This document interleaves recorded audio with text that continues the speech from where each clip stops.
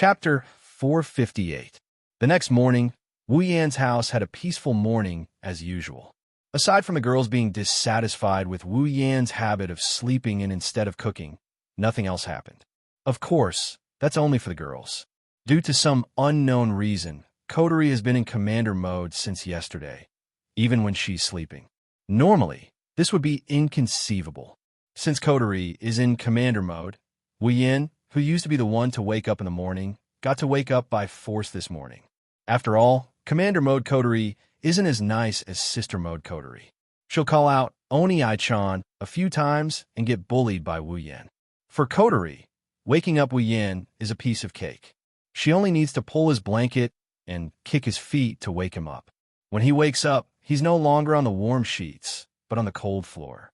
If Shirori wasn't still at home, Coterie would have ordered Wu Yan to make breakfast. After all, Coterie has always coveted Wu Yan's food. Then, after sending the 4 Kanai to Fraxinus, Murasame Rain took care of them. Everyone left home and went to school separately. Tiangong City, Duralai Zen High School. Meng Meng's homeroom teacher stood on the podium and looked around at the students below. She nodded her head in satisfaction. Then she opened her arms cutely and said with a smile, "Good morning, everyone. Today, there will be a transfer student coming." Hearing this, the students looked at each other, not knowing what to say. Some time ago, there was already a Itsuka Shido and a Night Blade God Toka in the class. Now, in just a few days, there was another transfer student. Since when are there so many transfer students? Shirori, Toka, and Tabichi Origami didn't know what's going on. Only Wu Yan, who was sleeping at the last row, opened his eyes when he heard this. He lifted his head and looked at them. A transfer student? At this time, his consciousness slowly returned to his mind. Narrowing his wine-red eyes, he turned towards the classroom door. He bitterly laughed and sighed. The transfer student after Toka, in the original work, other than her, who else could it be? Come in." As the homeroom teacher's voice rang out, the voices of everyone in the class weakened. Under everyone's gazes, the classroom door was slowly opened. The sound of footsteps echoed throughout the silent classroom. The person slowly walked up to the podium and revealed his true face to everyone. For a moment, the students who were originally waiting for a good show widened their eyes and were speechless when they saw the person's true face. Her long black hair was tied into 2 long braids and stretched out in front of her chest. She had long bangs on her forehead, but the length was completely different. The hanging bangs covered her entire left eye, leaving her right eye a wine-red color. It was smooth like a pearl under the black Duralaican high school uniform. A pair of black silk stockings were on her feet, making her look very charming. After writing his name on the blackboard, he turned around and smiled at everyone. "My name is Toka Kurumi." That's right. The newcomer is the Time Fairy. Toka Kurumi. The Toka Kurumi who almost swallowed Wu Yan a few days ago. Seeing the beautiful Toka Kurumi on the podium, everyone in the classroom came back to their senses when they heard Toka Kurumi's voice. Everyone instantly fell to their knees before Toka Kurumi's beauty and screamed in surprise. Tokisaki Kurumi didn't seem to care about the students' reactions. She scanned the classroom with her wine-red right eye until she saw Wu Yan sitting at the back of the class with an expressionless face. Tokisaki Kurumi's eyes lit up and she flashed a sweet smile. Another wave of wolf-like howls erupted from the class. Hearing the cheers in the classroom, Wu Yan couldn't help but bitterly smile. He looked at the dignified and elegant Toka Kurumi. Who would have thought that such an existence would be a fairy who personally killed more than 10,000 people? If he didn't remember the battle with Toka Kurumi a few days ago, Wu Yan wouldn't have believed that Toka Kurumi was such a crazy fairy. Toka Kurumi's lips curled up as she retracted her gaze from Wu Yan. She smiled and said, "By the way, I am a fairy." The loud cheers came to an abrupt end. Everyone was a little stunned as they looked at Shikisaki Kurumi, who was standing on the podium as if he was talking about something insignificant. They looked at each other and froze on the spot. Wu Yan, who was sitting in the back row, bitterly smiled. As for Toka and Origami, their mouths were wide open. A drop of cold sweat dripped down the teacher's forehead as he looked at the silent classroom and dryly laughed. That's a really rich self-introduction. The form teacher wiped her forehead. She was a little dumbfounded. Why were the 3 transfer students in her class so good? In order to prevent Tokisaki Kurumi from saying anything else, the homeroom teacher quickly said, "Then, please take an empty seat. Before that, can you wait?" Tokisaki Kurumi interrupted the homeroom teacher. The homeroom teacher froze on the spot and forced a smile. "What's the matter?"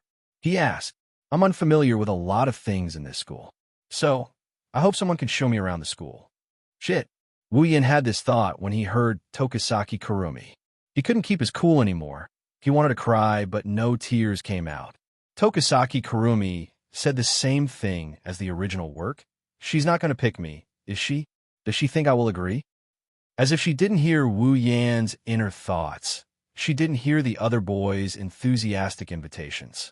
Toshiaki Kurumi chuckled, and she walked towards Wu Yin, who couldn't bear to watch this any longer. She walked towards Wu Yin, who was covering his face with his hands. "Can I ask you for a favor?" "Shido-san."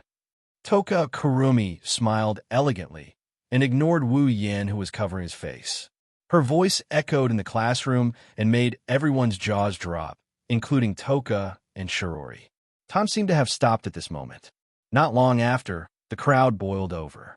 The girls whispered to each other and pointed at Wu Yin, while the boys had a dark cloud hanging over their heads. They looked very gloomy, and their gazes at Wu Yin looked like they were about to spit fire out of them. Who would have thought that a normal and unremarkable student like Shido would be able to attract the attention of a goddess?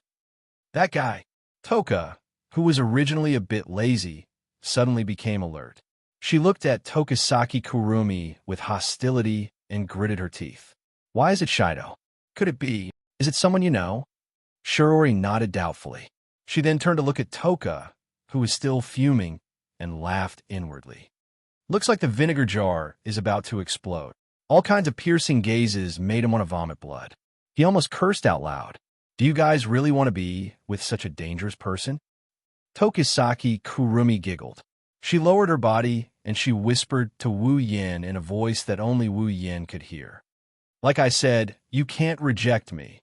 A demonic red glow flashed in Tokisaki Kurumi's red eyes as he scanned everyone in the classroom. His meaning was obvious. Wu Yin stared at Toka Kurumi's smiling face for a long time before he sighed. "Fine." Chapter 459. In the sky above Tiangong City, in Fraxinus, Ratatosker's members are in a mess in the command room. They're looking at Tokusaki Kurumi, who's sitting in Tortsuki Zen High School's second-year class 4. Their eyes are filled with disbelief and confusion. Even Kanazuki Kyuhei, Rain Murasame, and Yuki Chinyu are the same. At some point, the door to the command room opened by itself. Kotori, who was in commander mode, finally walked in. Her presence was like a tranquilizer. Everyone's faces lit up with joy as they calmed down a little. One had to admit that Kotori was indeed very authoritative in Ratatosker. Commander, Kanazuki Kyuhei, Rain Murasame, and Yuki Chinyu heaved a sigh of relief when they saw Kotori. She's like Ratatosker's pillar of support. They're all relieved when she's here. "What's the situation?" Kotori walked to the commander's seat and sat down. She said with a heavy expression. Her red eyes stared at Shikisaki Kurumi on the screen. No one knows what she's thinking about. Nothing important has happened so far. Tokusaki Kurumi doesn't seem to want to show off in Tortsuki Zen High School. Kanazuki Kyuhei reported. He's confused as well. He doesn't understand why Tokusaki Kurumi would come to his door. Kotori opened a pearl and put it in her mouth. "That Tokusaki Kurumi, if I'm not mistaken, she's here for Shido, right?" "That should be the case," Yuki Chinyu said calmly. He's the one in charge of assisting his captain. No one knows Wu Yin better than him.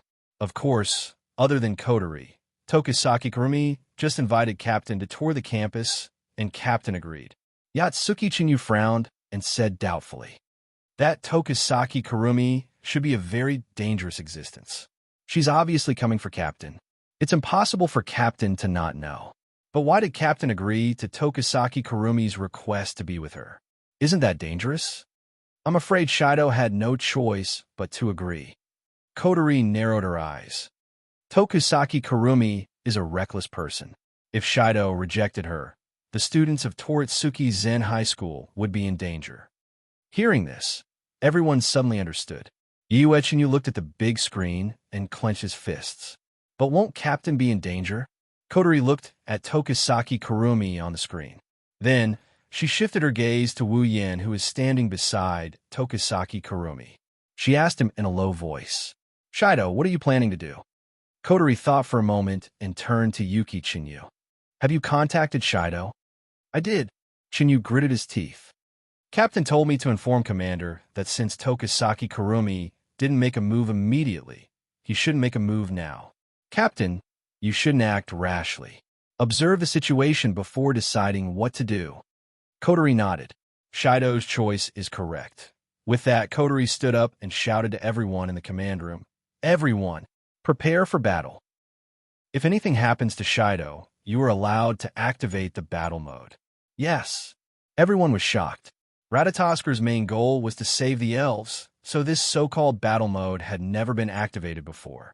The only reason it existed was because of the AST, but now it was allowed to be activated for a single elf. In the past, this was something that was simply impossible. However, no one hesitated and agreed. After all, the present was different from the past. Tokusaki Kurumi was not a kind-hearted fairy who could harm other living beings at any time. Against such a fairy, who was an important member of the organization, who could be in danger at any time, no one had any objections to starting a battle mode. Kotori's expression improved a little when she saw the order being carried out. However, she still frowned. She turned to Yuki Chinyu and said, "Yuki, go to Toritsuki Zen High School. Be prepared to support Shido." "Yes, Commander." Yuki Chinyu replied and ran out of the command room. Kotori glanced at everyone who's busy. She touched the sealing bracelet on her hand. Her eyes flickered with uncertainty. After a while, she sighed and looked at Wu Yan on the screen. She murmured softly, "Shido, please be safe. Tokusaki Kurumi's participation is just a small disturbance in the daily life of the students who don't know anything. Even if something happens, it won't be a big deal. If it wasn't for Tokusaki Kurumi's outstanding appearance and elegant demeanor, she wouldn't even be able to cause a small disturbance. However, for those who know Tokusaki Kurumi's background, it's a big deal. No one can deny that Tokusaki Kurumi is crazy. Such a crazy elf was really capable of doing anything." When the bell rang, the people in the classroom looked at Wu Yin and Toshisaki Kurumi with envy and curiosity before leaving the classroom. For some reason, Toka followed Shirori out of the classroom after she said something to her. In the end, only Wu Yin and Toshisaki Kurumi were left in the classroom. "Captain, I'm at Toritsuki Zen High School." Inside Wu Yan's pocket, Yatsuki Chinyu's voice came from the communicator. Wu Yan paused for a moment before calming down as if nothing happened. "Yuki, go to Shiori's side. If Tokusaki Kurumi attacks, you must take her away from here. Make sure she's safe." "What?" Yuki Chinyu was shocked. "But Captain, you don't have to worry about me." Wu Yan spoke to the communicator in his pocket in a very small voice. "If I can't handle it, then you can't handle it either." The communication device went silent after Wu Yan's words. After a while, Yuki Chinyu's voice came again. "I got it, Captain." Then, the signal from the communication device was cut off. Exhaling, Wu Yan stood up, and he rubbed his forehead as he approached Tokusaki Kurumi. He walked over as well. "Sorry to trouble you, Shido-san. Please take care of me." Tokusaki Kurumi tilted her head as if she didn't know Wu Yan at all. She spoke in a flat tone. "All right." Wu Yan sighed. "Let's go." Hearing Wu Yan's answer, Tokusaki Kurumi smiled and tapped her cheek. She narrowed her eyes and followed Wu Yan out of the classroom. On the other side of the classroom, Tokusaki Kurumi looked at Wu Yan and Tokusaki Kurumi walking together. She muttered in dissatisfaction. "What the hell is he doing? Why did he choose Shido out of all the girls?" Toka doesn't know why, but looking at Tokusaki Kurumi, she felt an inexplicable sense of irritation. She couldn't understand why, but there was also a faint trace of unease. This kind of uneasiness was different from the usual uneasiness. He felt that this trace of uneasiness was a little dangerous. Let's follow them and take a look, Toka thought, but then she stopped and remembered what Shirori said to her. If you push a guy too hard, you'll make him hate you, hated by Sherdao. Tin Fragrance pouted and paced back and forth. After a long time, she stomped her feet and pouted with dissatisfaction before walking in another direction. Chapter 460. Inside one of the corridors of Toritachi Zen High School, Uyin and Tokisaki Kurumi walked together. They looked at each other like strangers. They didn't even talk to each other. That's if you ignore Tokisaki Kurumi's constant glances at Uyin. As they leisurely walked along the corridor, neither of them spoke first. They tacitly walked in the same direction. If one were to observe carefully, one would discover that as the two of them walked, the number of people in the corridor became fewer and fewer. When they reached a deserted corridor, the two slowed down their pace. With his hands behind his head, Wu Yin yawned lazily. Finally, he started talking to her for the first time since they started walking together. "So, what are you doing here?" Tokisaki Kurumi. Tokisaki Kurumi chuckled. Her wine-red eyes flashed with a peculiar glint. She turned towards Wu Yin. Era, Shido-san, why do you say that?" Wu Yin stopped. Tokisaki Kurumi stopped as well. Wu Yin turned around to look at Tokisaki Kurumi. Wu Yin snickered. "Don't tell me you're really here for school?" Tokisaki Kurumi's beautiful eyes narrowed into crescents.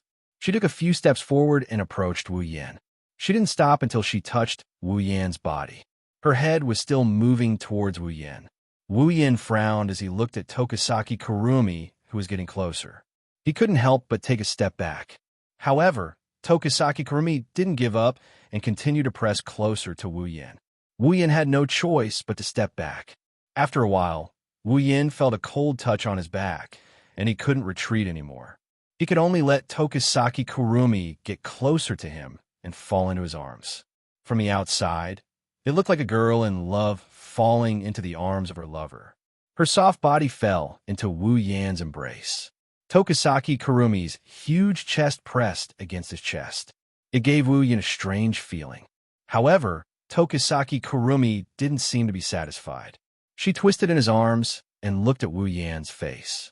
Her face flushed red as if she was aroused. That woman. In the command room, Kotori saw this scene on the big screen and crushed the jewel in her mouth. The crisp sound caused everyone in the command room to shiver. They could feel their commander's resentment from this action. It would be fine if it was another elf, but it's Tokisaki Kurumi. Kotori is very unhappy. Tokisaki Kurumi's personality is a bit of a headache for Wu Yin. However, it's an undeniable fact that Tokisaki Kurumi has a face that can drive anyone crazy. Coupled with her blushing face, Wu Yin couldn't help but feel a little restless. Wu Yin didn't know whether to laugh or cry at this. Wu Yin suppressed the restlessness in his heart and looked away helplessly. "I say, what are you trying to do? What's wrong?" Tokisaki Kurumi tilted her head and smiled. "Don't you like it, Shido-san?" Wu Yin shook his head. "Don't tell me you like doing this kind of thing." Tokisaki Kurumi nodded without hesitation when she heard Wu Yin's words. "Ah, yes, if it's Shido-san, I'm very willing. I like it very much." Wu Yin gulped. He didn't know what to say inside. "I don't think I have that much charm to make a beautiful girl like you fall in love with me. At least when you've only met me once, era. You're wrong, Shido-san." Tokisaki Kurumi's eyes glistened with tears. One could see the unconcealable blurriness in her eyes. "Since the last time I saw Sherdao, I've been thinking about you. Every day, Sherdao's figure is flying and stirring in my mind. It's driving me crazy. I can't hold back my longing for you any longer." Tokisaki Kurumi wrapped her arms around Wu Yin's neck. She leaned forward and she said in a seductive voice, "That's why I came to find you.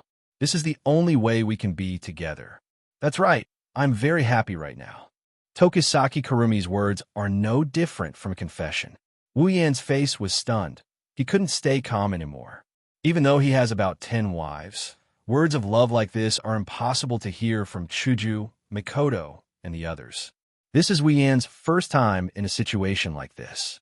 It's also his first time being confessed to. Wu Yan is at a loss of what to do. He's behaving like a pure and innocent little boy.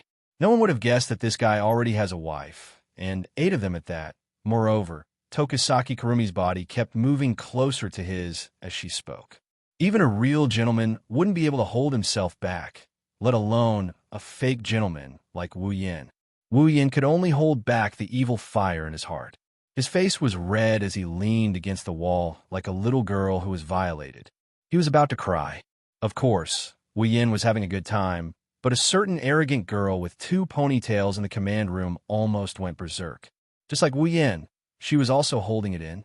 Her face was red as well. Seeing Wu Yan's reaction, Tokisaki Kurumi found it very interesting. Her body moved closer to Wu Yan's chest as if she was trying to squeeze herself into Wu Yan's body. "Hey, Shido-san." Tokisaki Kurumi smiled. "Can you agree to my request?" And the smile on Tokisaki Kurumi's face turned a little sinister at this moment. Her wine-red eyes flashed with a hint of fanaticism as she raised her head and enunciated each and every word. "What about merging into one body?" Tokisaki Kurumi's words were like a bucket of cold water splashed on Wu Yan's head. His burning head instantly calmed down, and his face slowly turned cold. "I say, Tokisaki Kurumi." Wu Yan looked at Tokisaki Kurumi and said in a deep voice, "Are you joking?" I'm very serious, Shido-san." Tokisaki Kurumi's eyes were filled with fanaticism and infatuation. She said to Wu Yan, "As long as Shido-san accepts me and becomes one with me, we could be together every day." Tokisaki Kurumi's words were like an invitation to give her body to the other party. If it was someone else, they would have been infatuated with her words. However, Wu Yan knew that the becoming one Tokisaki Kurumi mentioned was different from the becoming one between a man and a woman. Tokisaki Kurumi really meant what she said. She wants to merge with Wu Yan. In other words, she wants to devour him. Tokisaki Kurumi never forgot that Wu Yan had an immortal body. He had endless time and the ability to fulfill her wishes. Therefore, Tokisaki Kurumi really fell in love with Wu Yan. However, it was a crazy love. This love is too heavy. It's too heavy for anyone to accept, including Wu Yan. Do you think I will accept it? Wu Yan looked at Tokisaki Kurumi's dazed eyes and asked. The fanaticism on Tokisaki Kurumi's face instantly disappeared. Tokisaki Kurumi chuckled and let go of Wu Yan. She walked forward. "Shido-san, let's continue walking around the campus." Wu Yan was confused when he saw Tokisaki Kurumi walking away. He could only follow her helplessly. Tokisaki Kurumi covered her mouth and chuckled. "I told you, you can't reject me." Chapter 461. After that, Tokisaki Kurumi behaved like a normal transfer student. She followed Wu Yan around the school and chatted from time to time. She didn't mention anything about what happened before. It's as if she's a different person.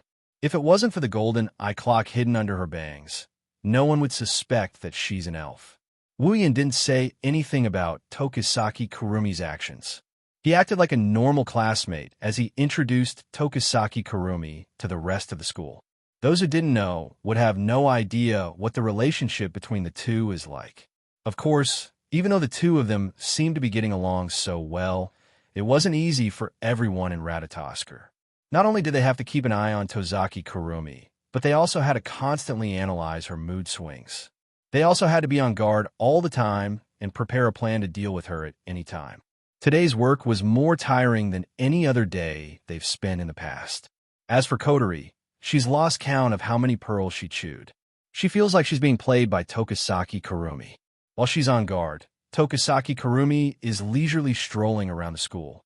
It's infuriating. This situation persisted for an entire day until the sun set, and the sky was completely covered by dusk. Only then did the two of them end their long school trip. At the entrance of the school, Wu Yan looked at Tokisaki Kurumi standing in front of him with an elegant smile on her face. She's carrying a backpack. She's especially dazzling under the dusk. If he could, You really hoped that Tokisaki Kurumi would always be this calm. I've really troubled you today, Shido-san. Tokisaki Kurumi tilted her head and smiled. I'm having a great time. Wu Yin looked at Tokisaki Kurumi seriously.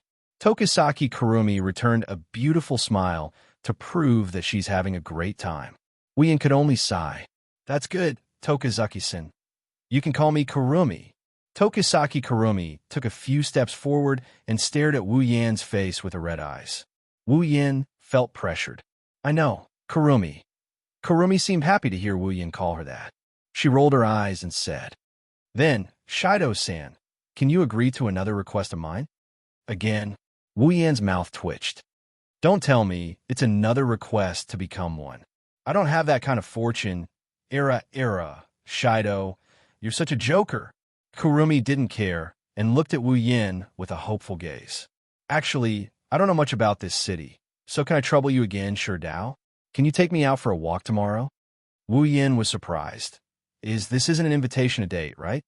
I just don't know if I have the honor to do so. Kwang San said with a smile. There was no trace of shyness in her tone. It was as if she wasn't talking about a date, but a guest. Wu Yan frowned, and he hesitantly glanced at Kurumi.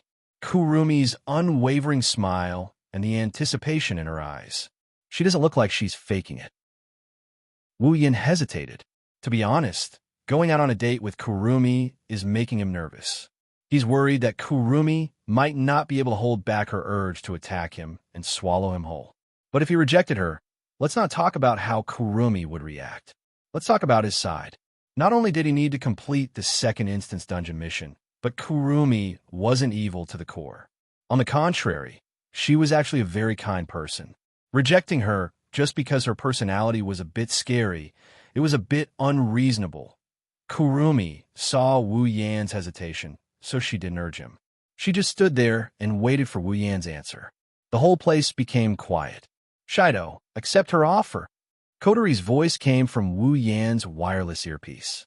Wu Yan, who was contemplating whether or not he should agree to Kurumi's request, was surprised. His face remained expressionless, but there was a hint of doubt in his eyes. No matter what, Tokisaki Kurumi is still our target. If we can spend more time with her, we might be able to obtain some useful information. Moreover, this elf is still a little dangerous. It's a good thing to have her under our noses, Kotori analyzed calmly while curling her lips. Besides, if something happens, we still have Toka and Yoshino. With their abilities and your power, why should we be afraid of Tokisaki Kurumi? At this point, Kotori's voice was filled with displeasure. Unlike the original Kotori, Itsuka Shido's seal was too half-baked. Whenever the elves' emotions were unstable or they had a strong desire, they would be able to retrieve their power and regain their strength. But in this world, they can only wear the sealing bracelet. Once they wear it, there's no other way to remove the seal except for White's sealing bracelet. This was also what made Kotori unhappy. If she could use her fairy force, she would have taught Tokisaki Kurumi a lesson for acting so recklessly. Kotori is confident in her power. She won't lose to Tokisaki Kurumi. And that's the truth. Kotori's words shattered the last bit of hesitation in Wu Yan's heart. He nodded and looked at Kurumi. I understand. Tomorrow, right? I'll be there on time. Hearing this, Kwang San finally smiled and closed her eyes. She took 2 steps back and softly said, Yes, Master Kwang San. I'm looking forward to it. I have a date with Shido. Then, I'll take my leave. Kurumi turned around and ran away. She skipped and slowly disappeared from Wu Yan's sight. It's obvious that she's in a good mood. Wu Yan's face fell, and he let out a tired sigh after Kurumi disappeared at the end of the street. Don't be fooled by the relaxed expression on his face. In fact, his mental state had been raised to the extreme for the entire day because no one knew better than him about Kwang San's insanity. If something goes wrong, there'll be a chaotic battle in the school today that's enough to kill countless students. That's why Wu Yan raised his vigilance to the highest level after spending a day with Kurumi. He didn't want to be caught unaware if Kurumi swallowed him. After all, even though he doesn't want to admit it, with his current strength, he's still not bad against Kwang San Xiang when he's not using Angel. But compared to Kwang San Xiang who's using Angel, he's still lacking. I'm still not strong enough. Increasing my strength is the most basic solution. Wu Yin shook his head and rubbed his forehead to relieve his fatigue. He took a deep breath and looked at the direction Kurumi disappeared. If things went according to the original plan, there should be a few idiots who went to flirt with Kurumi and got swallowed by her. Of course, even though he knew Kurumi was swallowing people, Wu Yin didn't plan to intervene. If they were innocent, he could go and plead for them. With Kurumi's attitude towards him, she wouldn't offend him for a few ordinary people. However, Wu Yin wouldn't be so kind as to save those scumbags who came to his door. Just because he has the name Itsuka Shido doesn't mean he is Itsuka Shido. He doesn't have a compassionate heart. He has killed a lot of people himself. He can save innocent people if he wants to. But if it's someone who deserves to die, he's not going to stick his nose in their business. Let's think about tomorrow's date. Chapter 462.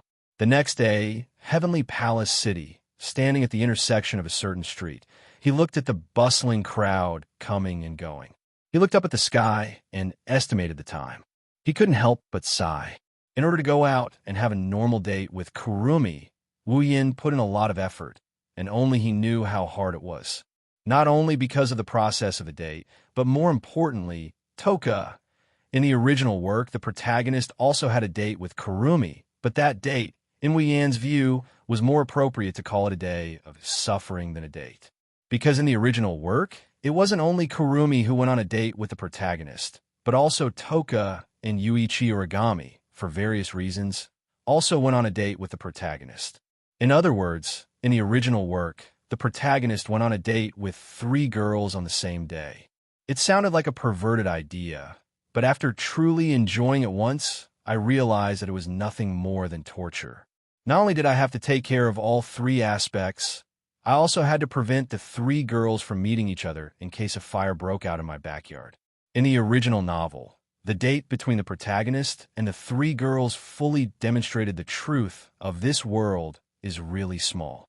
Even though Heavenly Palace City was so big, the 3 girls had passed each other back and forth countless times.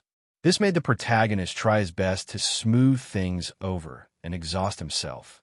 But in the end, he still met them. Although Yuichi Origami has nothing to do with him here, and it's impossible for her to invite him on a date, he didn't want to follow the tragic path of the protagonist in the original work. As for Toka, Wu Yin put in a lot of effort.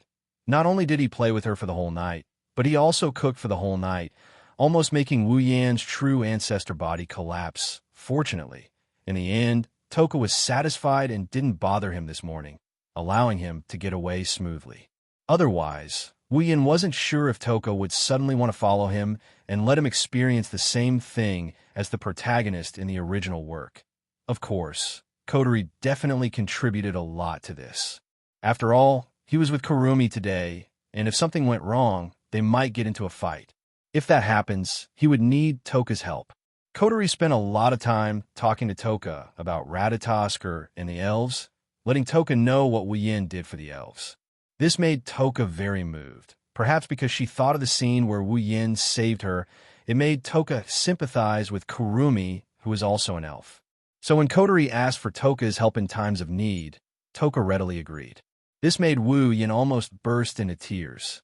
Sure enough, having a sister who can do and see in all kinds of ways is a very happy thing. Moreover, with Toka's feelings for Wu Yin, even if she was jealous, she wouldn't just watch Wu Yin die. Not to mention, Toka understood the situation very well, so it was reasonable for her to agree. As for Yoshino, her original words were, "Yoshino will do whatever Brother Shido says." And so, Wu Yin stood here, waiting for Kurumi's arrival. Without a doubt, compared to the protagonist in the original work, Wu Yin was much happier. "Shido, you really don't need our support? There are many experts in this field in Ratatosker," Kotori said to Wu Yin through the radio for the umpteenth time.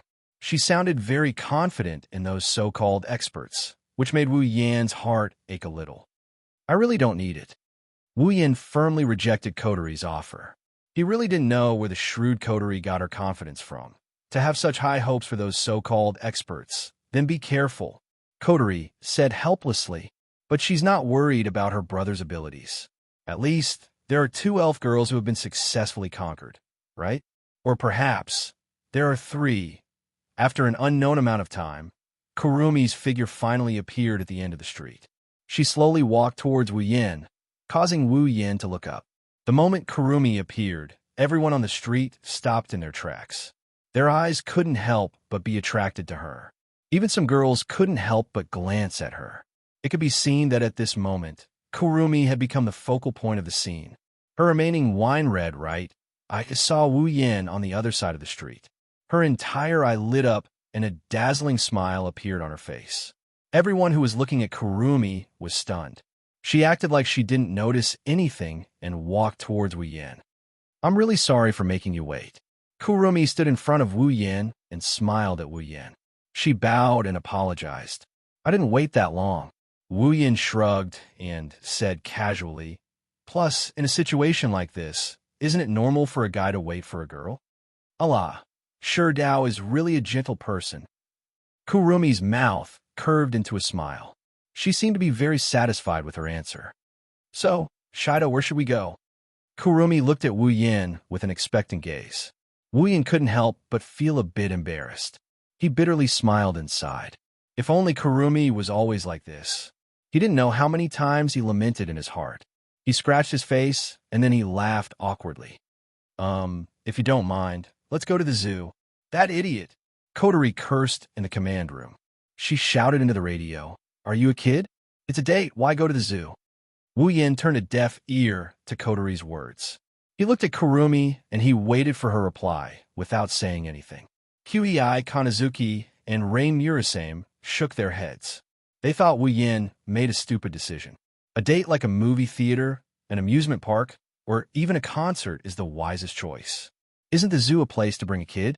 However, what happened next made everyone's jaws drop. Their jaws almost hit the ground. Kurumi's eyes lit up.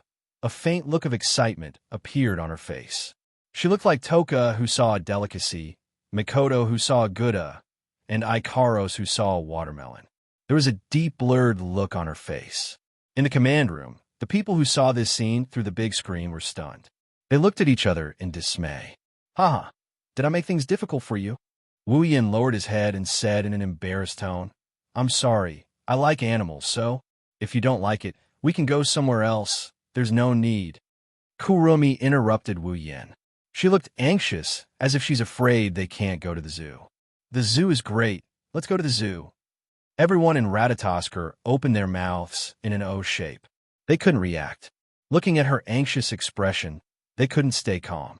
Is this still the arrogant Tokisaki Kurumi? Chapter 463. On the big screen in Fraxina's command room, everyone in Ratatoskr saw it clearly. After Wu Yin said, I like animals, Kurumi's favorability bar increased by half. It almost reached 2/3. Everyone's eyes almost popped out of their sockets when they saw this. Their faces were filled with disbelief. They looked like they were deceived by the world. Even though they've only met Tokisaki Kurumi a few times, everyone in Ratatoskr knows a lot about her personality. Crazy, sick, acting recklessly. That's everyone's impression of Tokisaki Kurumi. And now, Tokisaki Kurumi's favorability bar increased by more than half just because she said, I like animals.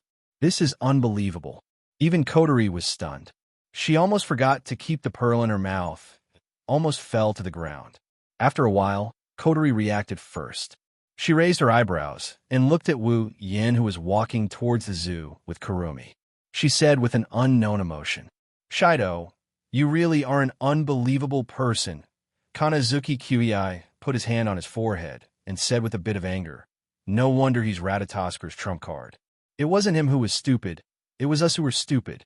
Brother Commander's realm is not something we mortals can compare to. This is the true god of strategy. The people in the command room looked at Wu Yin on the big screen with admiration. Their eyes sparkled with starlight. How should I put it? That look is pretty disgusting.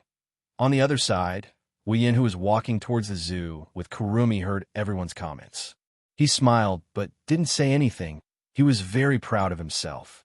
Who wouldn't know that Tokisaki Kurumi liked animals?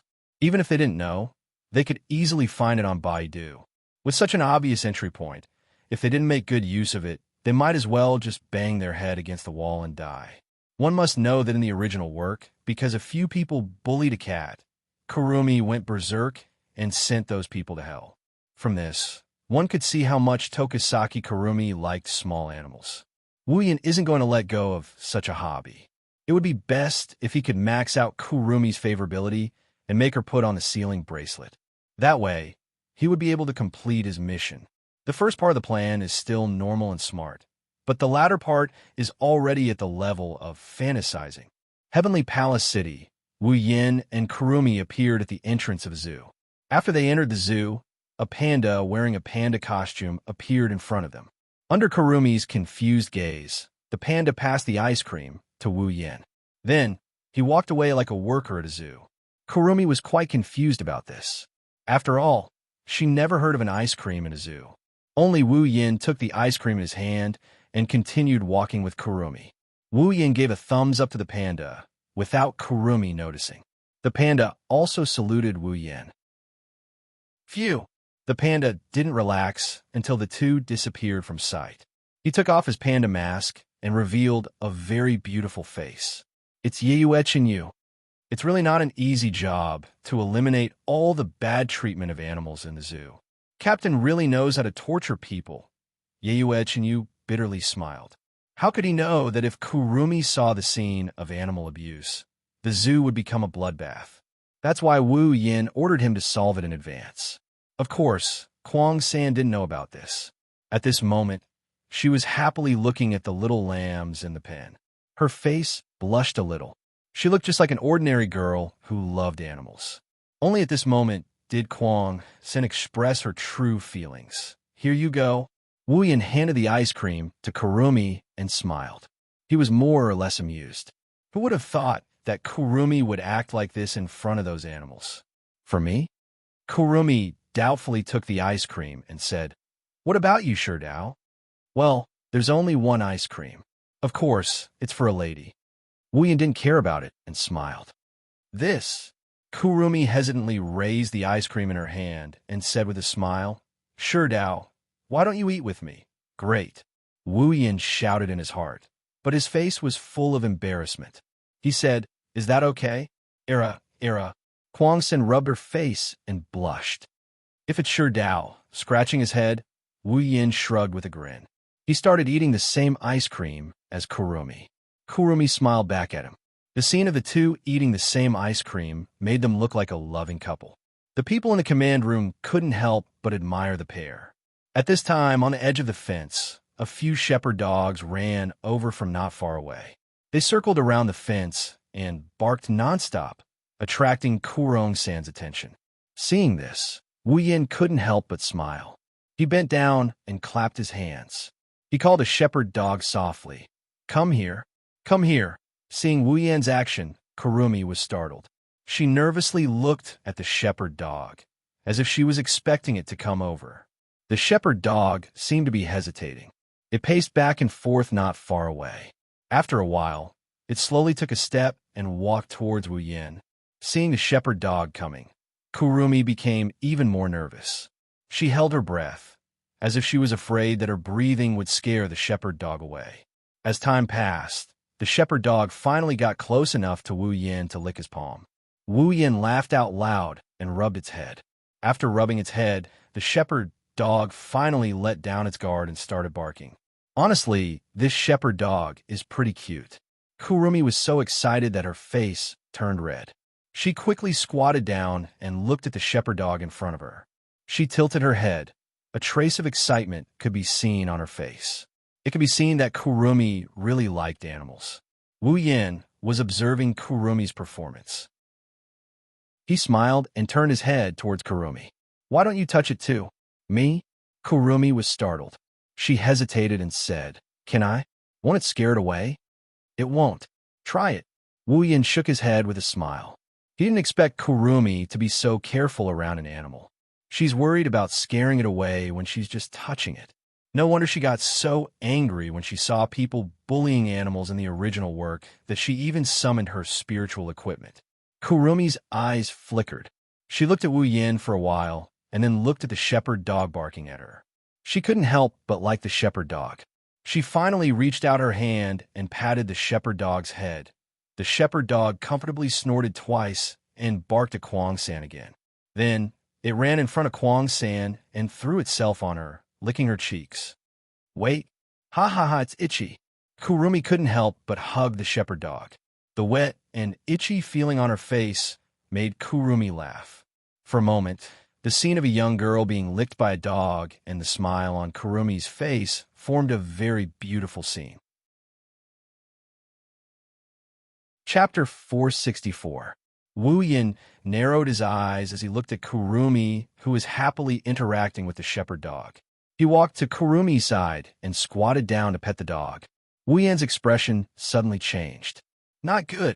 Wu Yan's sudden words stunned Kurumi, who was playing with the shepherd dog. She looked at Wu Yan with surprise and asked, "What's wrong?" Wu Yan's expression darkened. His eyes flashed with a terrifying light. "There's something wrong with this shepherd dog. Is there a problem?" Kurumi was startled.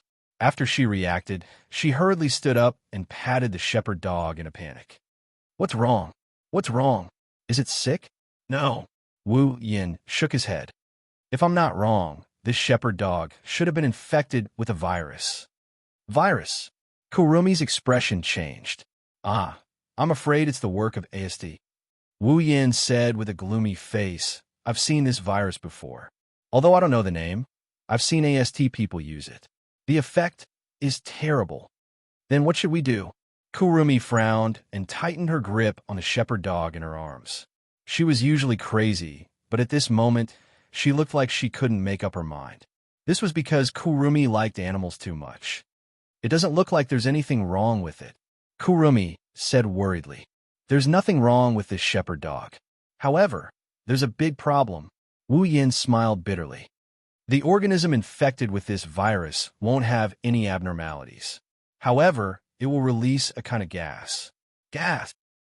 Wu Yin said in a deep voice, "A kind of gas that can kill the surrounding organisms." "Kill the surrounding organisms?" Kwang San was startled. She abruptly turned her head to look at the shepherd dog that was still rubbing against her chest. Her eyes were filled with disbelief. "What you mean is that even we—" "That's right, we won't be spared either," Wu Yin said in a loud voice. He then stood up and looked at the shepherd dog. A murderous look flashed in his eyes. "Looks like I have no choice but to kill it." "What did you say?" Kwang San's expression changed drastically. An ominous glint flashed across her wine-red eyes as she looked at Wu Yin. "You said you want to kill it?" Kwang San's face was filled with madness. "That's right." Wu Yin raised his hand. Lightning flashed in his hand to prove his words. "Only by killing it will the virus die, and the death gas will not be born." Following Wu Yan's words, the atmosphere became heavy. The passers-by around them disappeared without a trace. Other than the two who were staring at each other, there's only a flock of sheep and a few shepherd dogs lingering in the area. After a long time, Kwang San laughed. She stood up and looked at Wu Yin with an evil smile on her face. "Aw, sure Dao is really something. It's rare to have a date, but you're talking about fighting and killing. It's so sad, so sad. There's nothing we could do about it." Wu Yin looked at Kwang San's eyes without fear. "If we don't do this, the death gas will continue to be released. So what?" Kwang San smiled indifferently. But I won't die anyway, right?" "Indeed, no matter how deadly the gas is, it's useless against Wu Yin, who has an immortal body, and Kwang San, who has countless lives in the timeline." Wu Yin seemed to have expected Kwang San's words. He sneered. "Yes, we won't die.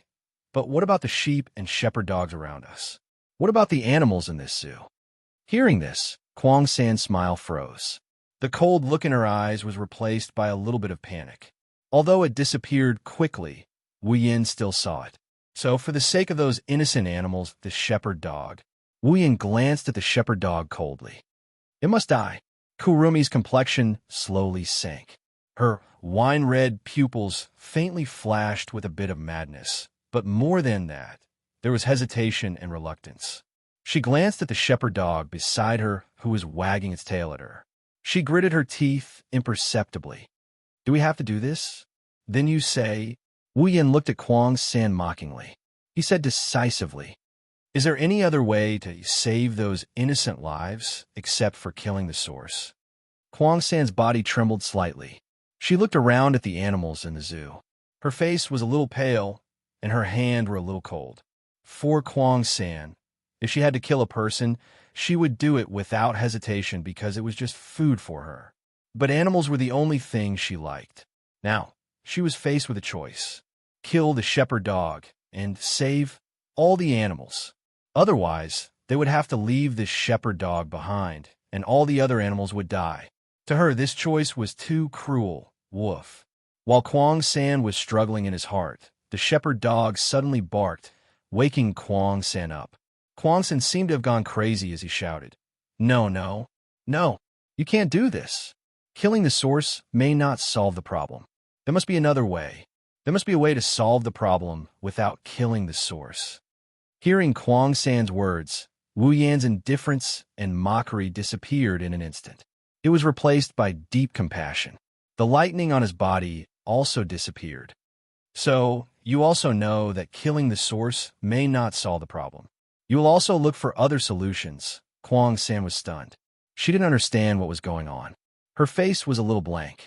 Wu Yan's next words were like a bolt of lightning that hit her head. You know this, so why are you so persistent in changing the past? Why do you want to go back to the past and erase the source? Kuang San couldn't help but step back. She looked at Wu Yan with a shocked face. How do you know? Looking at Kuang San, Wu Yan sighed. Kuang San, killing the source may not solve the problem. There must be a way to solve the problem without killing the source. Don't be obsessed with the wrong idea. Kuang San's body trembled. She raised her head and shouted crazily, What do you understand? You don't understand anything. No, I understand everything. Wu Yan rudely interrupted Kuang San and said loudly, If you change the past, will the elves really cease to exist? Can you guarantee that there won't be another first elf in the future? With your brain, it's impossible that you don't understand this. You're just deceiving yourself. No, that's not it. It's not like this. Kuang San stepped back step by step as if she had collapsed. She shouted at Wu Yan, Only by killing the first elf can everything go back to the beginning. Everything can start over. Humans and elves shouldn't meet. The arrival of elves will only lead to sorrow. As long as we change everything. Yes, that's right. Kuang San raised her head. Her wine-red eyes were full of fanaticism and fascination. She looked at Wu Yan as if she was looking at the most beautiful treasure. She laughed wildly. So, Shi Dao, in order to change everything, I came here to find you. I want to become one with you. You are the best. The best. As Kuang San's voice sounded, the surrounding air seemed to become a little sticky. Sa! Kuang San reached out her hand to Wu Yan and smiled. Be with me forever. Chapter 465. Be with me forever. A gentle breeze brushed past the scene, sweeping up a few green leaves. It swept past the two people who were facing each other from afar. Time seemed to have stopped at this moment. Looking at Kuang San, who was standing in front of him and reaching out her hand, Wu Yan sighed and said seriously, If you mean be with me forever, then I refuse. Kuang San smiled like a flower. She didn't change her expression because of Wu Yan's words. However, her wine-red eyes shone with a scarlet light. Her smile became a bit ferocious. Shi Dao. Kuang San tilted her head and said with a smile, Every time, you cruelly refuse me, but... Kuang San raised her head. I should have said that you can't refuse me. After saying that, a dark purple stream of air burst out from Kuang San's body. Black and purple ribbons revolved around Kuang San. Bits of black light emerged from Kuang San's body and floated into the air. At the same time, an evil and dark aura wrapped around Kuang San's body. Divine spiritual equipment? 3 times Elohim. Following that shout, the dark aura around Kuang San's body dissipated. A gothic dress appeared on her body. Her long black hair was tied into 2 ponytails. Her wine-red right eye flashed with scarlet light. The golden clock on her left eye also started to spin. Kwang-san. Wu Yin gritted his teeth and shouted, "How long are you going to lie to yourself like this?" "Shut up." Kwang-san coldly looked at Wu Yin. Her hands shook and a long and short gun and rifle appeared in her hands. She crossed her hands and raised her head. "No matter what, you are mine. You can't escape. You can't escape." Hearing Kwang-san's crazy words, Wu Yan's anger rose. He waved his hand, and countless scarlet spatial ripples appeared behind him, pointing at Kwang-san. His wine-red eyes turned into a noble gold color, and a violent pressure descended on this space. "Since you insist on dreaming, then I will beat you awake, even if I have to beat you." A voice that seemed to resound from the horizon echoed in this space. The pressure of a true ancestor mercilessly poured on Kwang-san's body, causing her slender body to sink down. It was as if an entire sea of blood was pressing down on her body. A suffocating feeling swept through Kwang-san's mind. The boundless anger of its master made this pressure seem like a real airflow. Kwang-san felt like her body was being pressed down by a mountain, causing her bones to begin to creak. However, this kind of pressure not only didn't make Kwang-san tremble, but she also couldn't help but laugh wildly. Her red and gold eyes stared straight at Wu Yin, who was like a demon god descending from the heavens. Her voice was full of infatuation and love as it came out of her mouth. "Great. That's great. Sure enough, a scholar is the best. The best. I must have you. I must have you. Huh. Huh. Begin. Begin." At this time, Kwang-san had completely lost her mind. There was only one thought left in her mind, and that was to obtain Wu Yin. A moment ago, the zoo was still quiet and serene. At this time, it was shrouded in a stormy atmosphere. The surrounding animals were like dinosaurs that had encountered the end of the world. They screamed in fear and fled into the distance. Soon, the entire scene was left with only a man and a woman in a confrontation. Just as the two of them were about to collide, a series of sonic booms resounded in the distant sky. The two of them who were about to fight paused and looked up. AST. Seeing Tabichi Origami and the other armored girls, Wu Yin narrowed his golden eyes, and he clicked his tongue in annoyance. It's them again? It wasn't just Wu Yin who was unhappy. Kwang-san was also very unhappy. In the past, she wouldn't feel this way even if she was killed, but now, she felt this way. One can imagine how unhappy Kwang-san was about the EST's appearance. After all, this is a very rare feast, and the opponent is the man she is infatuated with. The AST's members didn't seem to know that a battle almost happened in the direction they came from. They also didn't know how critical their appearance was. With the support of the ejector, the AST's members flew above Wu Yin and Kwang-san. They didn't fly down. They didn't even shoot directly like before. Instead, they quietly guarded the sky and surrounded the two on the ground. Seeing this, Wu Yin frowned. He was very confused. AST's concept of killing elves is to kill. Why didn't they attack? Kurumi, on the other hand, seemed to know something. She turned her head to the side, attracting Wu Yan's attention. Wu Yin turned his head to look as well. The next moment, a figure entered his line of sight.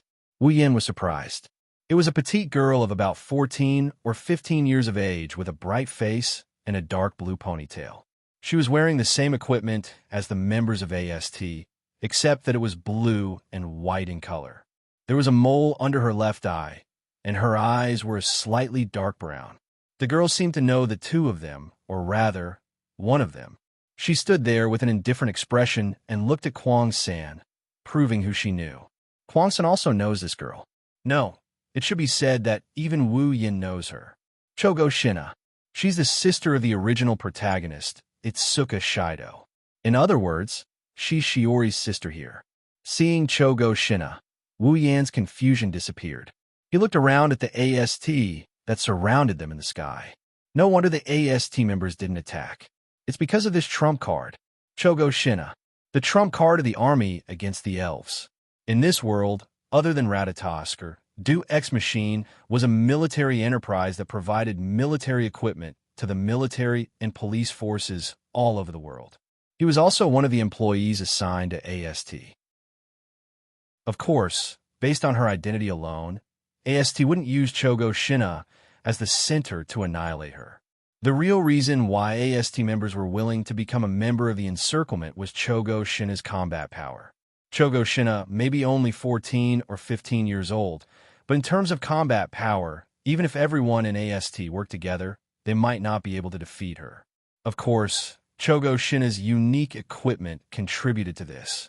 However, Chogo Shina's combat power can't be ignored.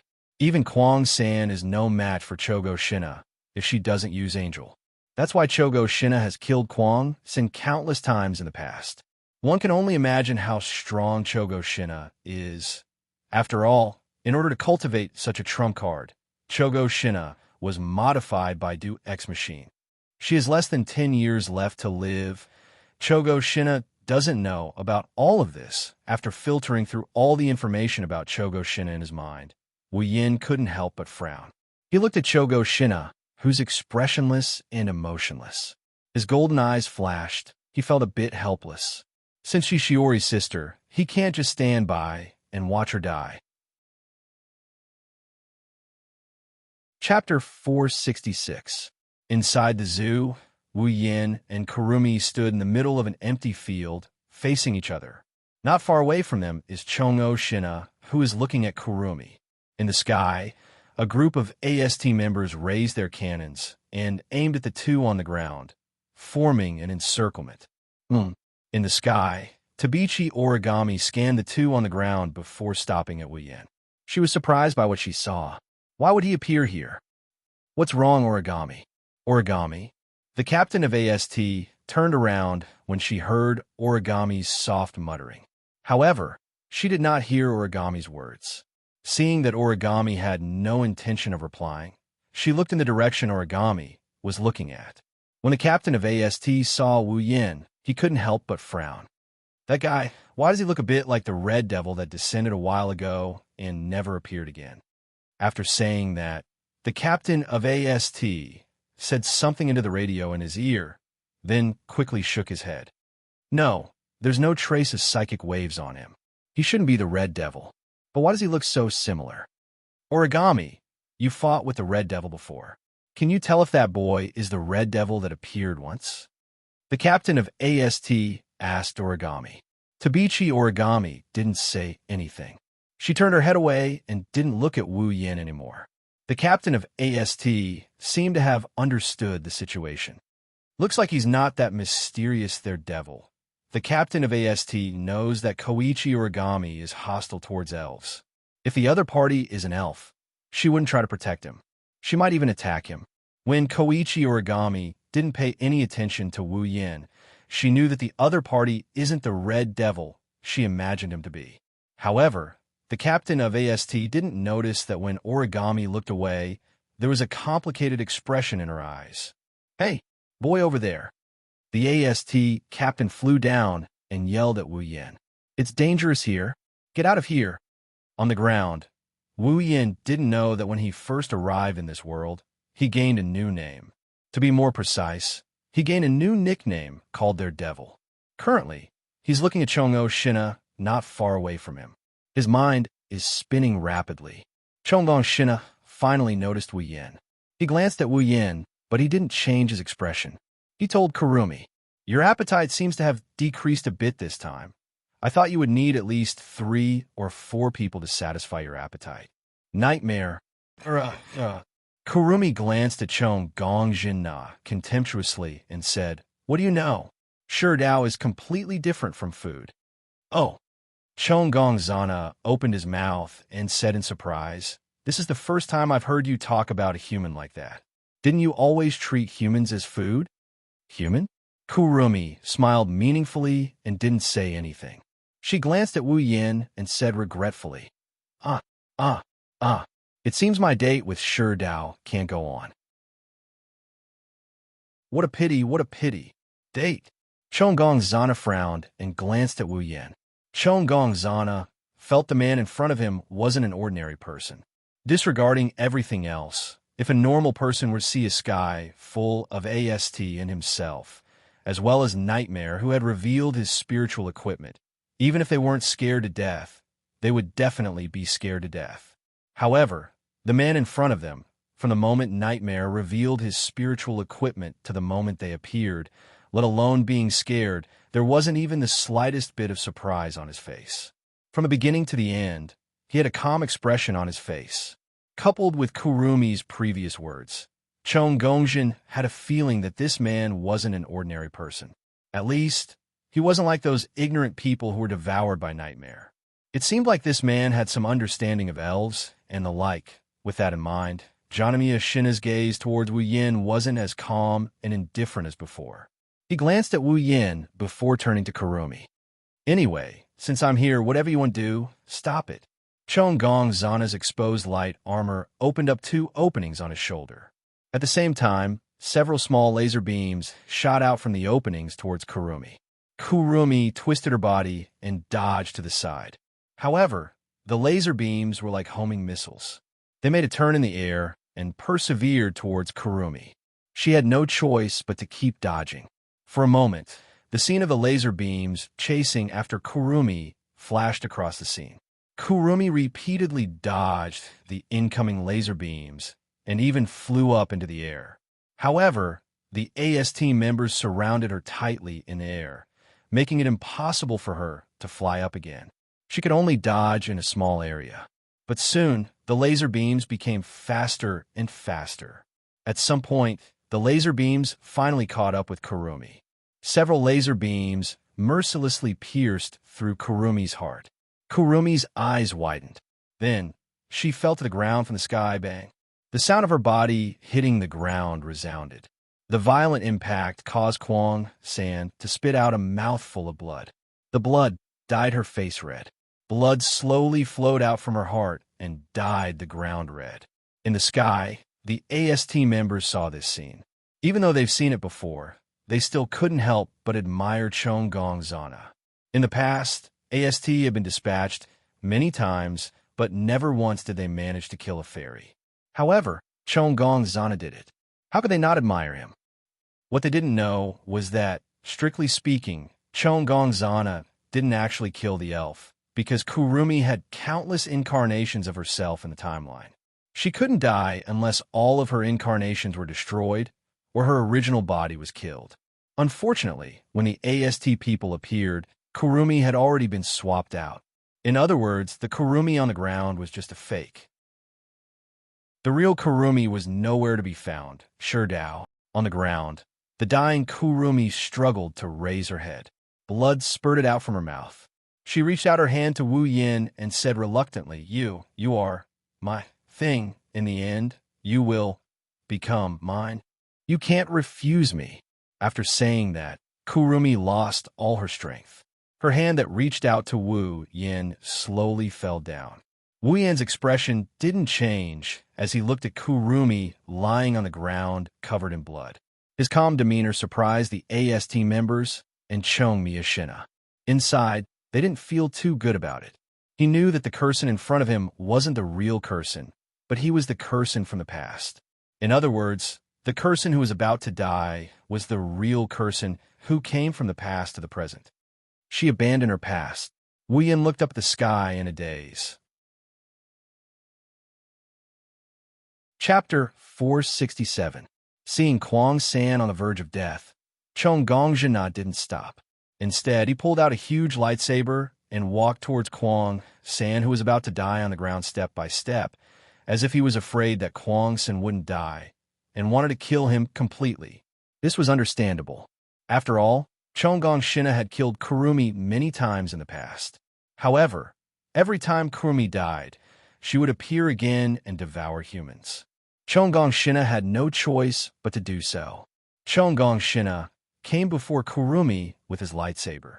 He looked at Kurumi's pierced heart and bloodied face. There was no trace of pity in his eyes, only numbness. This was proof of Chong Gong Shina's vicissitudes of life, and it also recorded the number of times he killed Kurumi. Raising the light sword in his hand, Chong Gongjin planned to put the light sword on Kwang San's neck, as usual, and then cut her throat. Chong Gongjin only hoped that this time he could kill Kwang San completely and make her unable to come back to life. However, just as Chong Gongjin was about to slash the light sword in her hand, a hand suddenly appeared beside her and grabbed her hand that was holding the sword. Chong Gongjin was shocked. She subconsciously turned her head to look. Suddenly, she saw a face that had not changed at all from the beginning to the end. She was stunned. Not only her, but even the AST in the sky were stunned. "What are you doing?" Chong Gongjin was puzzled. She knew that the man in front of her wasn't an ordinary person, but Kurumi wanted to eat him. Then why did he stop her from killing Kurumi? Glancing at Chong Gongjin's puzzled expression, Wu Yin sighed. "You don't need to comfort yourself with this method. After all, even if you do, you know that it's useless." Chong Gongjin lowered his head and said expressionlessly, "You don't understand. Tokisaki Kurumi is a special elf. No matter how many times you kill her, she will come back to life, so you can kill her completely by doing this?" Wu Yin interrupted Chong Gongjin's explanation. Chong Gongjin was silent. Wu Yin didn't say anything else. He turned his head and looked at Kurumi, who was struggling to open her eyes. Wu Yin could see that Kurumi was fascinated by him, mocking Chong Gongjin, indifferent to her impending death, and confusion about Wu Yan's behavior. Wu Yin bent down and reached out his hand to wipe the blood on Kurumi's face under everyone's puzzled, confused, and surprised eyes. Abandoning the past is the past, the past, the past, and the future. If you don't have the courage to accept the past, how can you go to the future? Of course, how can you change? Kurumi stared blankly at Wu Yin, who was gently wiping the blood on her face. Her mouth moved as if she wanted to say something. However, her body became cold, and she gradually lost her strength, so she couldn't say anything. She could only stare blankly at Wu Yin. After wiping the blood off Kurumi's face, Wu Yin smiled and stroked Kurumi's cheek. "You're much prettier now." After that, Wu Yin looked at Kurumi absent-mindedly and murmured, "I really want to save you this time." Hearing that, Kurumi's slackened pupils became more focused. However, after a while, they began to slacken again. This time, they slackened faster. When the last bit of vitality was about to disappear, Kurumi looked deeply at Wu Yin. There was a hint of reluctance in her eyes, as if she couldn't bear to part with Wu Yin. Then, she completely disappeared. Wu Yan's hand paused. He touched her eyes and buried her unfocused pupils under her eyelids. Then, he slowly stood up. No one noticed that in a corner far away, a red figure was slowly retreating until it disappeared. Looking at Kurumi, who had completely lost all signs of life, Shina and the people from AST breathed a sigh of relief at the same time. Then, they shifted their attention to the only person who was not related to them. "You." Chong Shina opened his mouth. He hesitated for a moment and then turned around. "Forget it. You'd better leave this place quickly. Although you don't look like you don't know anything, it's better if you don't tell anyone about what happened today." Wu Yin didn't have time to respond. The other members of AST were stunned. They looked at each other. Is it okay to let her go just like that? However, they didn't object. Just like what Chong Shina said, it's fine if they don't tell anyone about what happened here. Even if they did, not many people would believe them. Wu Yin scratched his face and shrugged. He smiled and said, "Well, I do want to leave, but you'll have to come with me." Chong Shina paused and turned around. He asked in confusion, "Why do I have to go with you? Are you threatening me?" Wu Yin rolled his eyes and said, "Why would I do that? What's in it for me?" "Then what do you want?" Chong Shina was a little unhappy. If it wasn't for Wu Yan's extraordinary performance, Chong Shina wouldn't have talked so much to a stranger. Of course, Wu Yan's next sentence made Chong Shina lose his composure.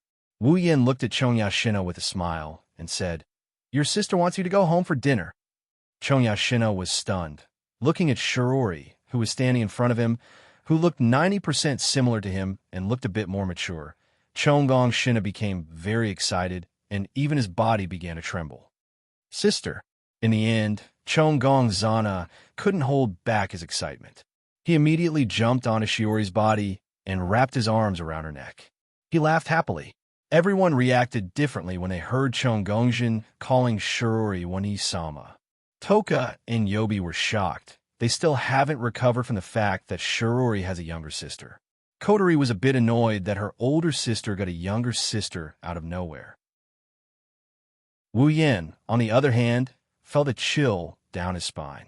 If he wasn't 100% sure that this is the date battle world, if he wasn't 100% sure that the person rubbing his face against Shiori's chest is Chongyue Shina, he would have thought that Chongyue Shina is Kuriko when he heard that sweet Wani-sama. Shina. Shirori hugged Shina happily. When Wu Yan called and said he found her sister, Shirori almost cut her finger while cutting fruit. After all, Shirori didn't remember having a sister. Of course, Kotori wasn't her biological sister. However, Shirori, who was waiting at home with doubts, believed 90% of Wu Yan's words the moment she saw Shina. Not only because Shina's face was very similar to hers, but also because the faint throbbing in her heart made Shirori believe that the child in front of her was her sister, her biological sister. Maybe this is the so-called blood connection. Blood is thicker than water. Apart from Kotori, who was a little jealous, everyone couldn't help but smile at the sight of this pair of sisters who shared a 90% resemblance with each other. They had to admit that this scene was really heartwarming. Chapter 468. It has to be said that compared to siblings, sisters were undoubtedly much closer. In the original work, although Shinobu and Shido were very close, at most, they would hug each other. But if they were sisters, it was different. Shirori and Shina have been holding each other's hands ever since they recognized each other. If it wasn't for the fact that it's not time yet, the two sisters would have taken a bath together. Looking at the pair of sisters standing together with identical smiles on their faces, Wu Yan couldn't help but sigh. Shirori and Shina really look alike. Of course. Shina proudly puffed up her chest. Because I'm Wani-sama's sister. Shirori, who's in Shiori's hand, laughed and waved her little hands. I wonder if you're born from the same mother or an illegitimate child. If they were ordinary sisters, they would definitely retort after hearing Shino's teasing. However, what was surprising was that the two sisters in front of them looked at each other in dismay after looking at each other. There was also a trace of confusion. Seeing such a situation, everyone was stunned. Even Sharona said weakly, "Could it be that Sharona was right? Shirori was just joking." "No, it's not like that." Shirori quickly waved her hand, but she still looked a bit confused. Even Shina was a bit frustrated. The reason why I didn't answer is because I don't have any memories of the past. She doesn't have any memories of the past. Shirori looked at Shina in surprise and held her hand tightly. "Shina, I lost my memories too. I didn't even know I had a sister like you." Kotori furrowed her brows. "Since you lost your memories, how did you know Wani-sama is your sister?" Shirori looked at Kotori strangely. Kotori's expression froze. She realized that she didn't act like a sister in front of Shirori. She immediately showed an innocent and cheerful smile. It's like she said those words without thinking. Wu Yan was secretly amused. Bang! In an instant, Wu Yan's snickering face turned green. It's as ugly as a pile of shit. Everyone heard a faint sound, and they turned their heads. "What's wrong?" "Shido." Toka tilted her head and asked. If she heard correctly, the sound came from Wu Yan's body. No, it's nothing." Wu Yan shrugged his shoulders while forcing a smile on his face. The confused crowd turned their heads back to look at Wu Yan. At the same time, from an undetectable corner, a small foot that was stepping on top of Wu Yan's toe moved back, revealing Wu Yan's swollen toe that looked like a pig's trotter. Enduring the excruciating pain, Wu Yan looked at Kotori, who was standing beside him. Kotori flashed him a sweet smile. If it weren't for the black ribbons on her head, Wu Yan would have believed that the leg he just kicked wasn't hers. Who knows, maybe it wasn't her leg. "Kotori, you're so ruthless. Even if you're immortal, you shouldn't play around like this." With a true ancestor's powerful recovery ability, this small injury healed quickly. However, Wu Yan gnashed his teeth and looked at Kotori. Her bright smile made his anger rise. Bang! Kotori's expression changed. If Wu Yan's face turned green, Kotori's face turned crimson. Why you? Coterie angrily glared at Wu Yan. Everyone turned to look at Wu Yan and Coterie when they heard the commotion. There's another sound just now. Toka wrinkled her nose. Her crystal purple eyes scanned the two. And this time, it seems to be coming from Coterie. Under everyone's puzzled gaze, Coterie could only suppress the shame in her heart and forced an ugly smile. No, no. Toka, Yoshino, Shirori, and Shinana looked at each other with furrowed brows. They looked at Wu Yin, who was looking up at the sky, and then at Coterie, who was trying to force a smile on her face. Their instincts told them that they missed out on something. It's really strange. For mumbled softly and lowered her head. Everyone could only helplessly turn their heads again. Although they felt that something had happened, they couldn't do anything about it since the person involved didn't want to talk about it. They could only bury their doubts in their hearts. Moreover, the most important thing now was the matter between Shina and Shirori. When everyone looked away, Coterie's smile fell. She touched her breasts and felt the burning sensation. She looked up to look for Wu Yin, but this time, Wu Yin was already beside Yoshino and carried her away. Damn it! Coterie cursed Wu Yin in her heart. If Shirori and the others weren't here, Coterie wouldn't have suffered such a loss. She could only comfort her breasts. At the same time, Shina handed a necklace with a picture on it to everyone. Inside the necklace, there's a picture of Shina and Shirori when they were young. Although I don't have any memories of the past, I will never mistake you for someone else. You and I are definitely biological sisters. We have the same father and mother, Jeanne said with a firm look. Everyone could hear the conviction in her voice. That's right, although I don't remember Gina, but Gina gave me a very familiar and intimate feeling, so I believe that Gina is my little sister. Shirori hugged Gina and said, making Gina feel very touched. It's a pity that I can't find out about my parents. Shirji said disappointedly. She thought that her sister was with her parents. She didn't expect her sister to be the same as her. She wasn't with her parents. Speaking up to here, Shirori suddenly thought of something and smiled at Shina. Right, Shina, where do you live now? Is there someone raising you? If so, Wani-sama has to pay a visit. Shina was stunned. Her face began to panic. She didn't know what to do. Should she tell her sister that she didn't have anyone to raise her and that she spent all these years training and fighting? Of course, that's impossible. That's Shirori. At this time, Wu Yin opened his mouth. Shina lives far away. I happened to meet her today and accidentally saw her necklace. That's why I brought her back. If you want to pay a visit now, it's a bit late. Maybe another day. Yes, Wani-sama, let's talk about it another day. Shina quickly nodded. Although she didn't know what to do when another day comes, she had to deal with this first. I see. Shirori thought for a moment and then nodded unwillingly. That's good. I'll pay a visit to Shina's family another day. Shina breathed a sigh of relief. But soon, she was distressed. What should she do when Wani-sama comes to her house?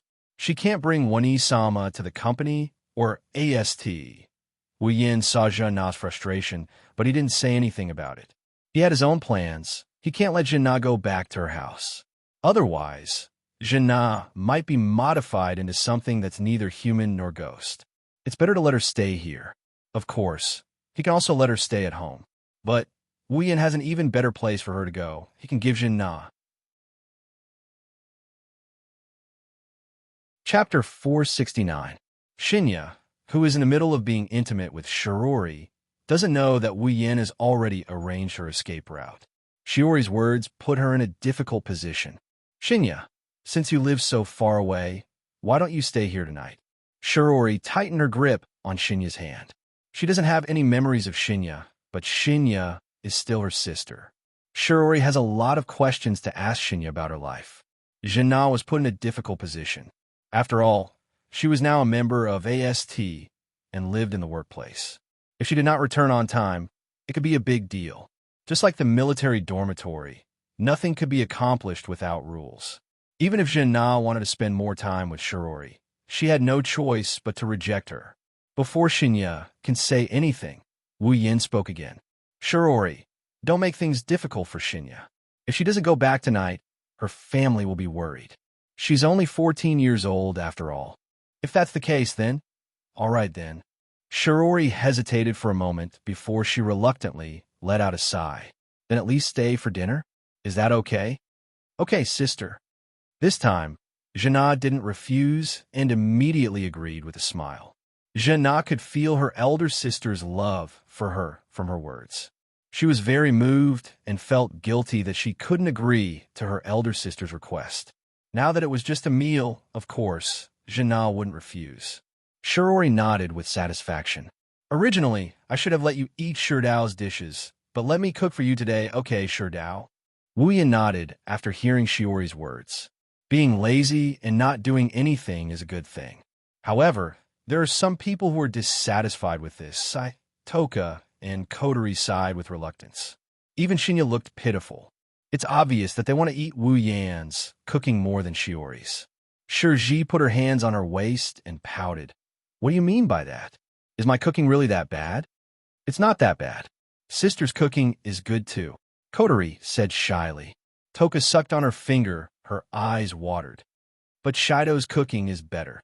Shirji rolled her eyes at the girls, turned her head away angrily, and walked to the kitchen. Then, I'll only cook for Shinya and Shido tonight. You guys don't have to eat. No. Toka, Kotori, and Shinya were shocked and begged for mercy. Shirori rolled her eyes when she saw their teary eyes. She didn't know what to do with them. Shirori entered the kitchen, and he sat down on the sofa. Wuyan tapped the back of his hand, and he looked at Shinya. Shinya, I have something I want to say to you. The moment he said that, all four pairs of eyes landed on him at the same time. Their gazes seemed to have materialized, and they pierced his face until his expression froze. What are you trying to do? Kotori narrowed her eyes. She stared at Wu Yan with a wary look. Wu Yan felt a little restless. Hey, what's with that look? Wu Yan's mouth twitched. I just want to talk to Shinya about something. Something serious. Why are you looking at me like I'm an idiot? Is that so? Kotori is very skeptical of Wu Yan's words. She pursed her lips in disbelief. It's hard to tell if she's pissed at Wu Yan or if she's pissed at Shinobi. Maybe it's both. Kotori isn't as forgiving towards Shinya as she is towards the other elves. This sister who came out of nowhere made Kotori unhappy. She's not sure if it's because her sister's surname was stolen from her. As for Wu Yan, there are many things she's unhappy about. Kotori's nipples are still burning with pain. Wu Yan's face twitched. He slapped the table and said angrily, Do I look like the kind of person who would attack a girl I've only known for a day? Kotori sneered. She glanced at Wu Yan in disdain and mocked him. Then who was the one who attacked a sister you've only known for a day? Wu Yan choked. He couldn't find any words to refute her. His face fell, and he wanted to cry, but no tears came out. Well, who told him to have a criminal record? This time, I really have something to talk to you about. Wu Yan raised his hand weakly to defend himself. Kotori only snorted coldly. That. She lowered her head awkwardly. She really didn't know why the topic suddenly changed to such a strange place. At the moment, she could only embarrassingly interrupt. Big brother, what do you want to talk to me about? Oni-sama, Lord Big Brother. Hearing this form of address, the expressions of the people present were all different. However, all of them contained a trace of strangeness. Looking at Jean-Na, who seemed to have no idea what he had said and had a natural expression, everyone looked at each other. Wu Yan coughed and put on a serious face. Anyways, this title isn't bad. It feels good. Shinya. Wu Yan looked at Shinya seriously and said, If I'm not mistaken, you've been living in Deus Ex Machine ever since you lost your memory, right? Jean-Na suddenly raised his head and said in surprise, You? How did you know? Deus Ex Machine? Kotori was also shocked. That military enterprise that provides equipment to military and police forces all over the world other than Ratatoskr. The Deus Ex Machine Company? Kotori's words made Shinya even more shocked. How did you know about it? Shinya. Wu Yan stood up and walked up to Shinya. He said seriously, If possible, I hope you can leave Deus Ex Machine. What? Shinya looked at Wu Yan and he shook his head without hesitation. That's impossible. Kotori couldn't help but frown. Why would you want to stay in a black-hearted company like that? Yeah, black-hearted company. Shinya's eyes flickered. But it's this black-hearted company that gave me a place to stay and a reason to exist after I lost my memory. Shinya, you're wrong. Wu Yan looked straight into Shinya's eyes and said something shocking. Do you know that they've already modified your body inhumanely? You only have 10 years left to live. What? Kotori and the others were dumbfounded. Then, they shook their heads desperately. No, you're lying. Do you think I need to lie to you? Wu Yan looked at Shinya. Whether your body has been modified or not, a simple examination will reveal the truth. Do you think I would tell such an easily exposed lie? Shinya took 2 steps back. Her face was full of disbelief. Her delicate body trembled. Her eyes were filled with unprecedented fluctuations, as if she was about to collapse. 10 years. Shinya looked at his hands. His eyes were filled with sadness. He didn't expect that he would receive such a piece of news when he just met his family.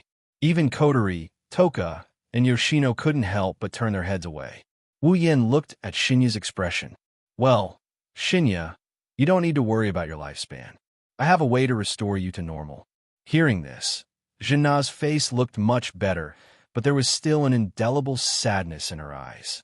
She really didn't expect that the place she had always been grateful to would treat her like this. Exhaling, Wu Yan placed his hand on Shinna's shoulder. Shinna, join Ratatosker. Ratatosker. Shinna was stunned once again. Chapter 470. In the kitchen, Shirori is humming a little song. She finished all the work at hand and put down the spatula. Looking at the table full of dishes, Shirori nodded with satisfaction. She took off her apron and walked out of the kitchen. It's time to eat. Shirori came to the hall and said to everyone with a smile. In front of her, Wu Yan, Kotori, Toka, Yoshino, and Shinna are chatting happily. Shirori can't help but smile. Yes, Wani-sama. Jinna stood up and said happily. Big sister's personal cooking is really something to look forward to. Hee. I'm very confident in my own craftsmanship. Shirori straightened her back, but then said with a bit of frustration. Although compared to Shido's cooking, my cooking is only at the level of unpalatable. No way. The dishes made by sister will definitely be delicious. Jinna hurriedly said, which made the disheartened Shirori burst into laughter. All right, you don't need to console me. Shido's cooking is at the level of a monster. It's a bit unfair to compare me to him. She rolled her eyes at Wu Yan, who was standing not too far away from her. Wu Yan chuckled in embarrassment. Okay, let's eat, Shirji said with a smile. Almost at the same time, Shirji stood up impatiently and pounced toward the table. Jinna was startled and hurriedly followed her. Seeing this, Shirori let out a sigh of relief and said emotionally, I never thought I would have a long-lost sister. Hearing Shiori's words, Wu Yan and Kotori, who stood up from the sofa, stiffened. They laughed dryly and pretended they didn't hear anything. They pulled Yoshino and walked to the table. Shirori laughed. Shiori's heart warmed as she looked at everyone eating. She likes this warm feeling very much. Perhaps this is what they mean by happiness comes from dullness. Of course, Shirori didn't know that when she thought it was dullness, there was a very unusual conversation going on in the hall where she stood. Looking at Shinna, who was happily eating Shiori's cooking, Wu Yan didn't show any expression on his face, but he inwardly released a sigh of relief.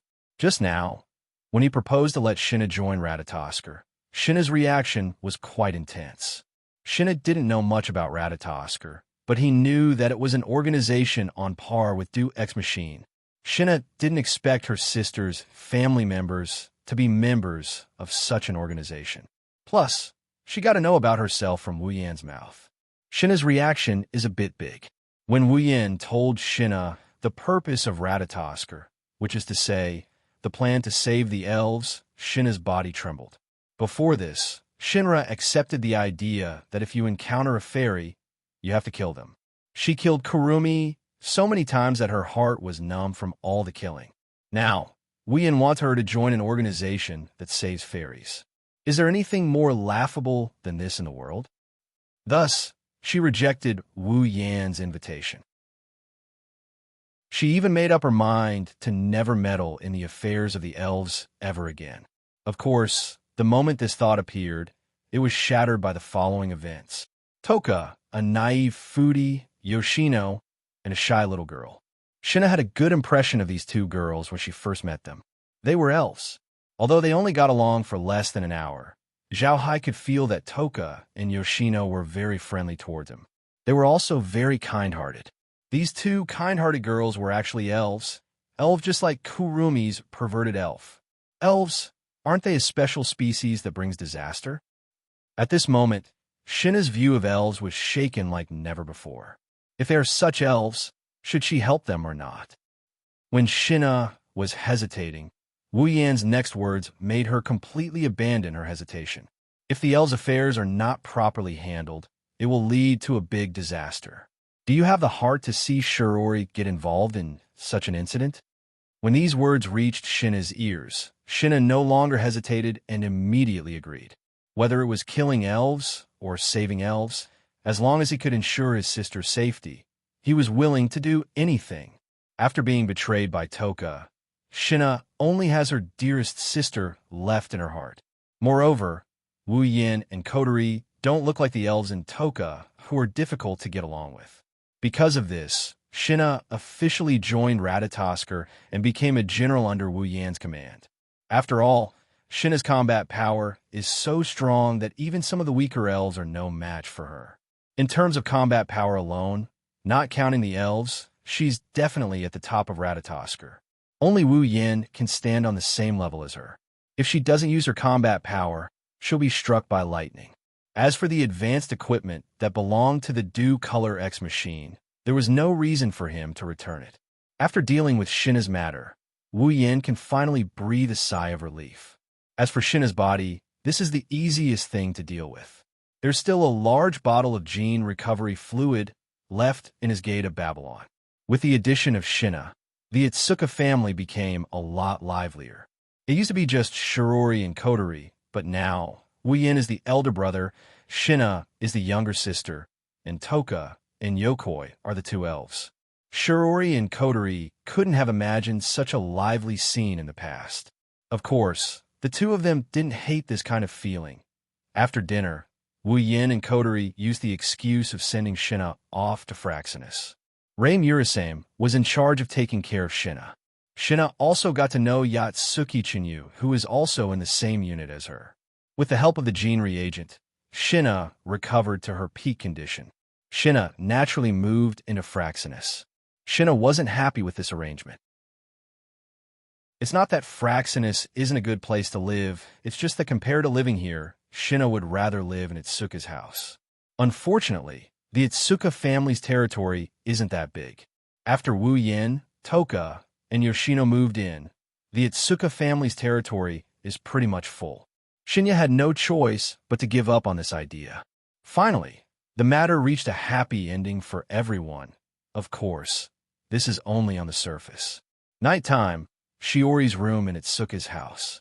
Shiori wiped her hair and was about to change into her pajamas when she suddenly felt a sharp pain in the back of her head. Then, Shiori completely lost her consciousness. Inside Toka and Yoshino's room, the two women who were sleeping on the bed disappeared after a strange whirlwind came in from the window. At the same time, in Kotori's room, a red shadow suddenly appeared in front of the bed. Kotori, who was sleeping on the bed, heard the noise and opened her eyes. Her pupils shrunk when she saw the figure in front of her. "It's you." In the darkness, the red shadow cackled wickedly and slowly walked out of the shadows. Kotori saw a pair of eyes, one gold and one red.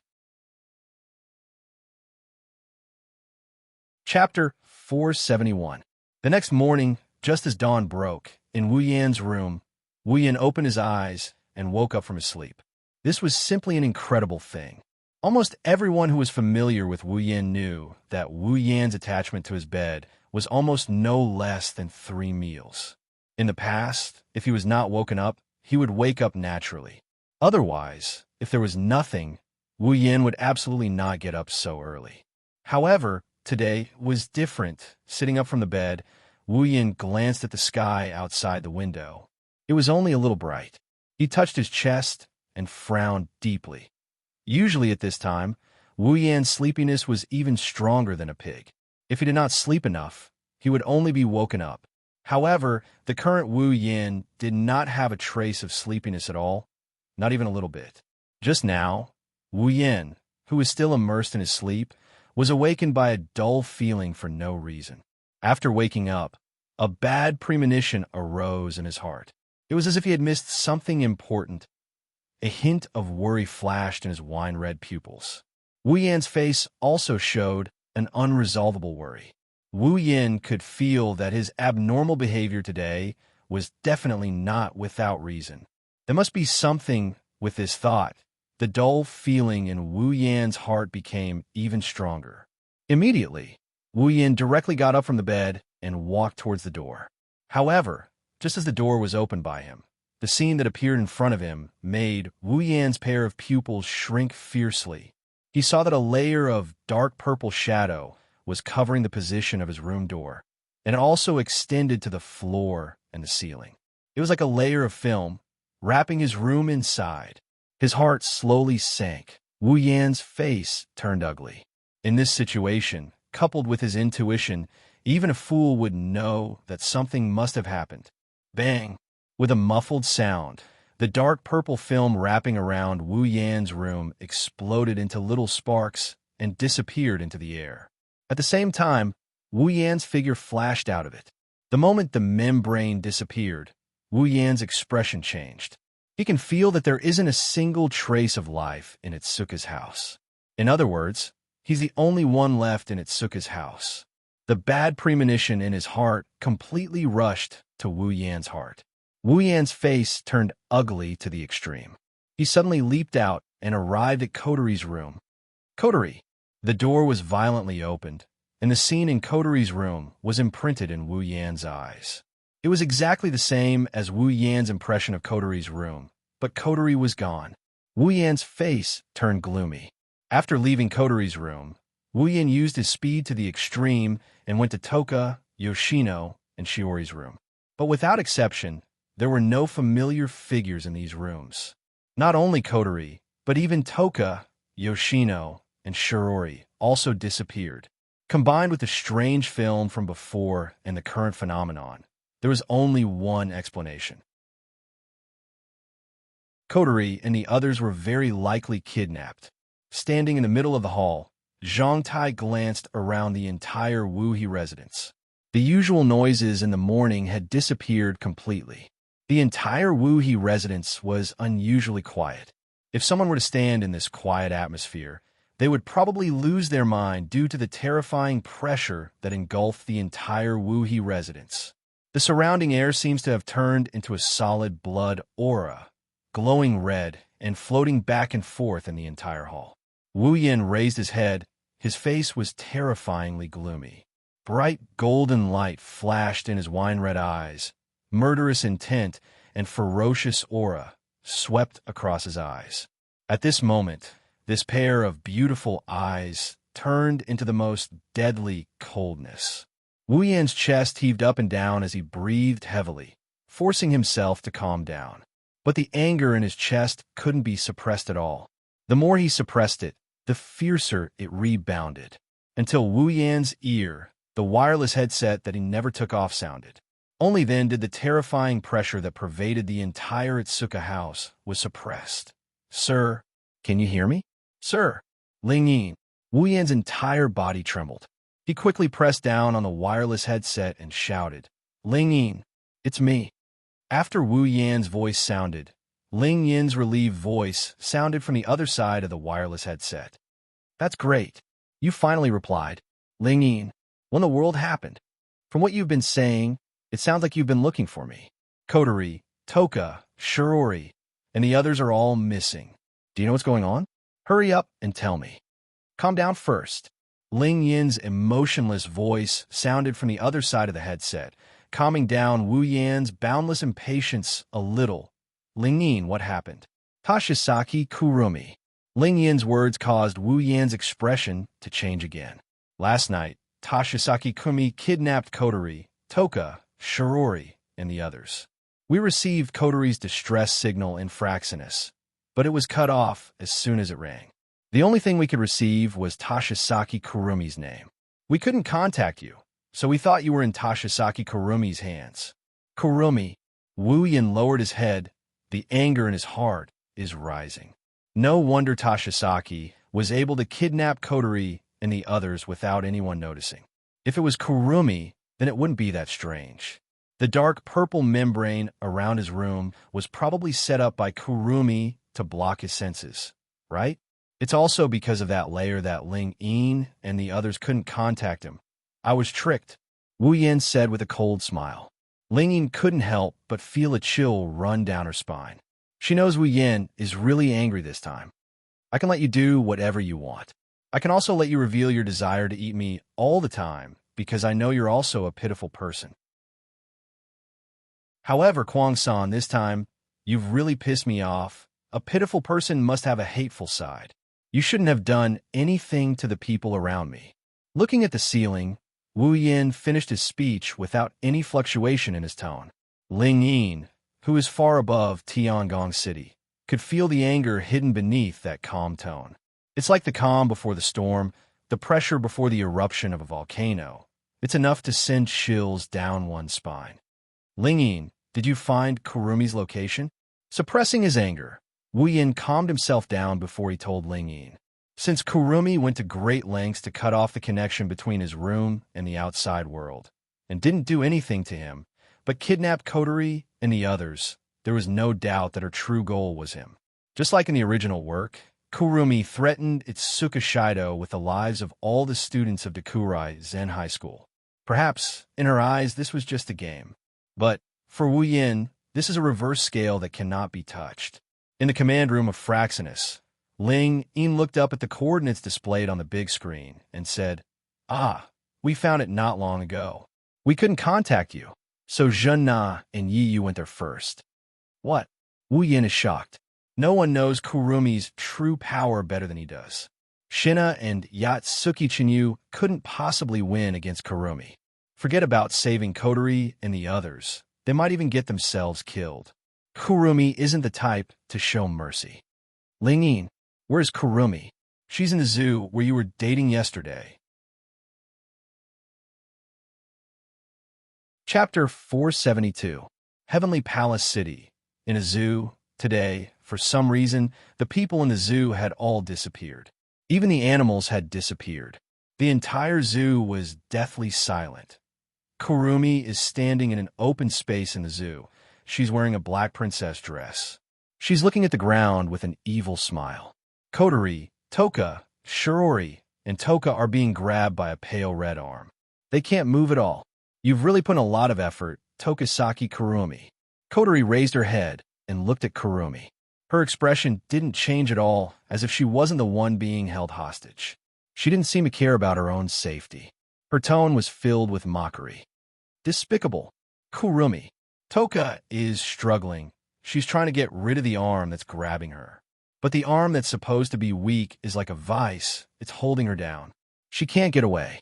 Next to the two, Yoshino shrunk his body in fear and hid behind Toka and Kotori.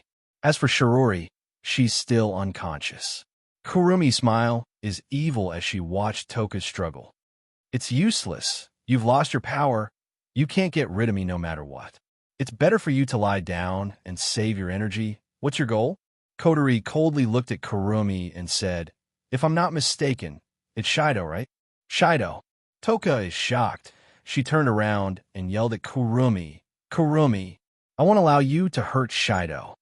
Era. Toka-san, you're wrong. Kurumi took 2 steps forward and looked at Toka like a shy little girl. She said, "Why would I hurt Shido?"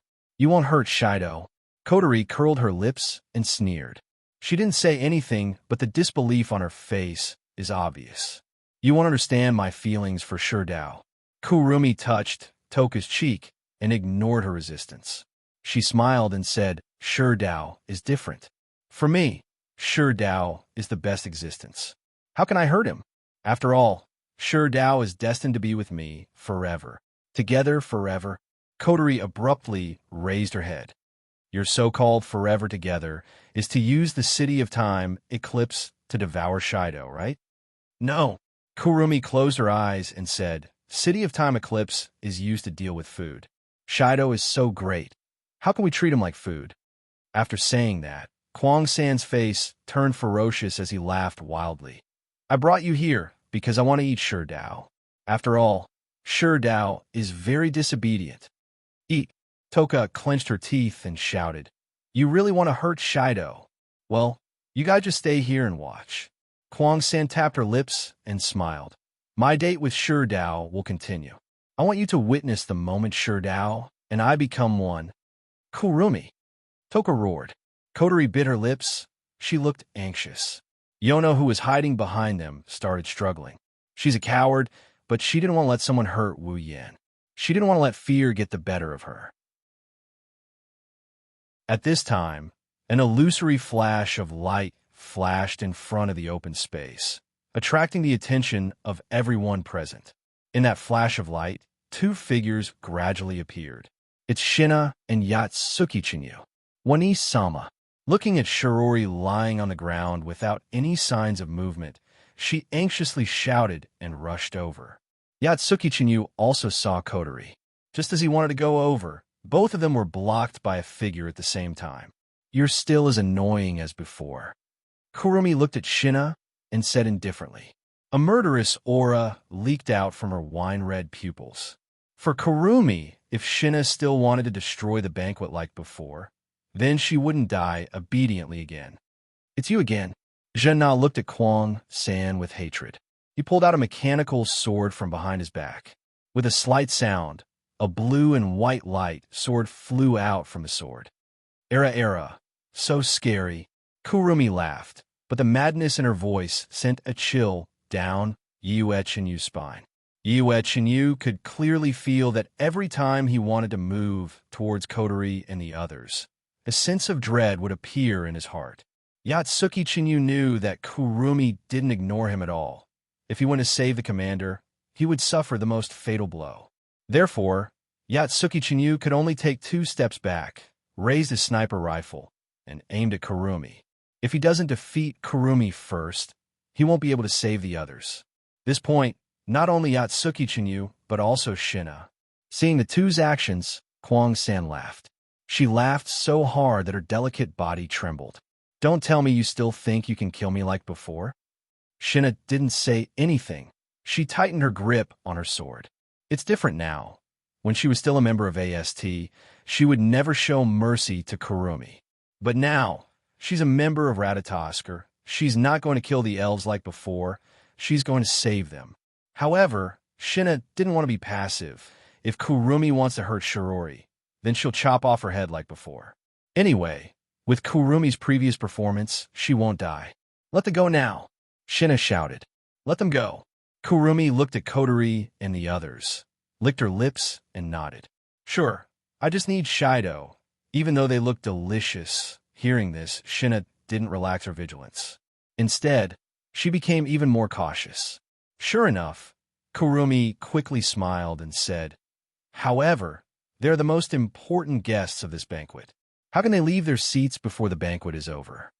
Shina and Yatsuki-Chinyu's face sank. That's not up to you. Kurumi's shoulders drooped as she once again laughed wildly. Really, every time you come to disturb me, it's really rude. Really rude. But that's good too. Kwang San smiled. Then, a scarlet bloodlight flashed in her wine-red eyes, causing her beautiful face to become extremely lustful. Before the real feast begins, let me have a prelude to the feast with you. After saying that, Kwang San took a step back.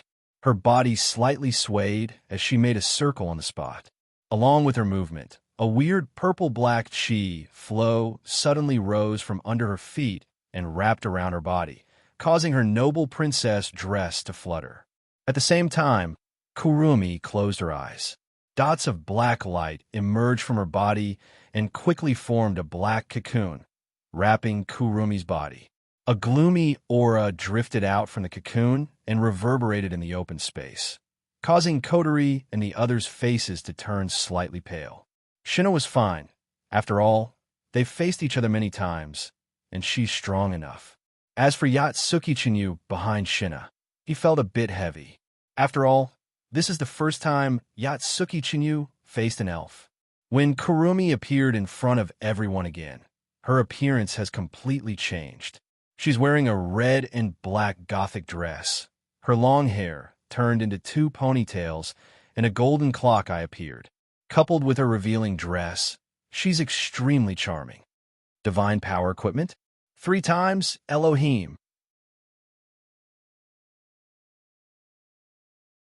Chapter 474.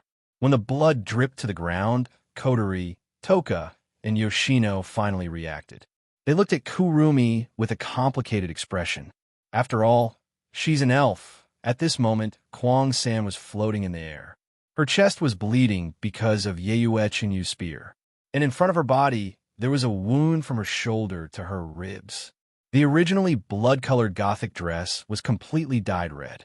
Blood dripped down like water, and soon, the ground beneath Kwang 3 was dyed red as well. Even an elf wouldn't be able to move after receiving this kind of injury. However, Kurumi looked at the blood on her body with difficulty and grinned. The deep laughter sounded like the howling of evil spirits from hell, spreading over the entire open space. The strange laughter, which was low but extremely harsh, passed into the ears of Jinna, who was still in a chopping posture, causing her to frown. Kwang-san stretched out her hand and touched her body. Scarlet blood stained her hand. She raised it in front of her eyes and looked at it. However, Kwang-san's expression didn't change at all. Instead, it was as if she had seen something amazing. She smiled excitedly. "Good job, you guys." Kurumi ignored her bleeding wound and grinned at Shina and Yayue Chinyu. She didn't care about it. I didn't expect that after I summoned Zafkiel, you could still beat me up like this. Not bad at all." Hearing Kurumi's words, Junna and Yayue Chinyu's hearts tightened at the same time. They involuntarily clenched their weapons and vigilantly looked at Kurumi, who was fatally injured. They could feel that at this moment, Kurumi seemed to be different, but Kurumi raised her head. Her wine-red eyes flashed with a terrifying light. Then she raised her rifle and shot at Shina, sending him flying again. That's not enough to meddle in Mai and Shurdao's banquet. It's not enough. Jinna didn't expect that Kwang-san could still move after suffering such an injury. In a hurry, he was caught off guard and fell in front of Yayue Chinyu. When Jinna stabilized his body and looked up at Kwang-san in the air, Kwang-san had already made a new move. Ignoring the bleeding wound in front of her, Kwang-san spread out her hands. Along with her movement, the illusory wheel on the huge clock behind her also sped up. Bullet of 4. On the huge clock, the number 4 suddenly lit up, black and red airflow rolled out and flowed into the pistol in Kurumi's hand. She didn't even think about it. She pressed the pistol against her temple and pulled the trigger. With a gunshot, the bleeding wound on Kurumi's body began to heal at a speed visible to the naked eye. Even the bullet wound on her chest slowly disappeared with the gunshot. In the end, Kurumi's body, even her broken gothic dress, became intact. Seeing this, everyone on the ground couldn't help but bite their lips. Even Kotori and Yayue Chinyu, who saw the battle between Wu Yin and Kurumi on the big screen in the command room of Fraxinus, had the same feeling. At this moment, everyone on the scene had the same feeling. That is, this is going to be tricky. Bullet of 1. The familiar sound echoed.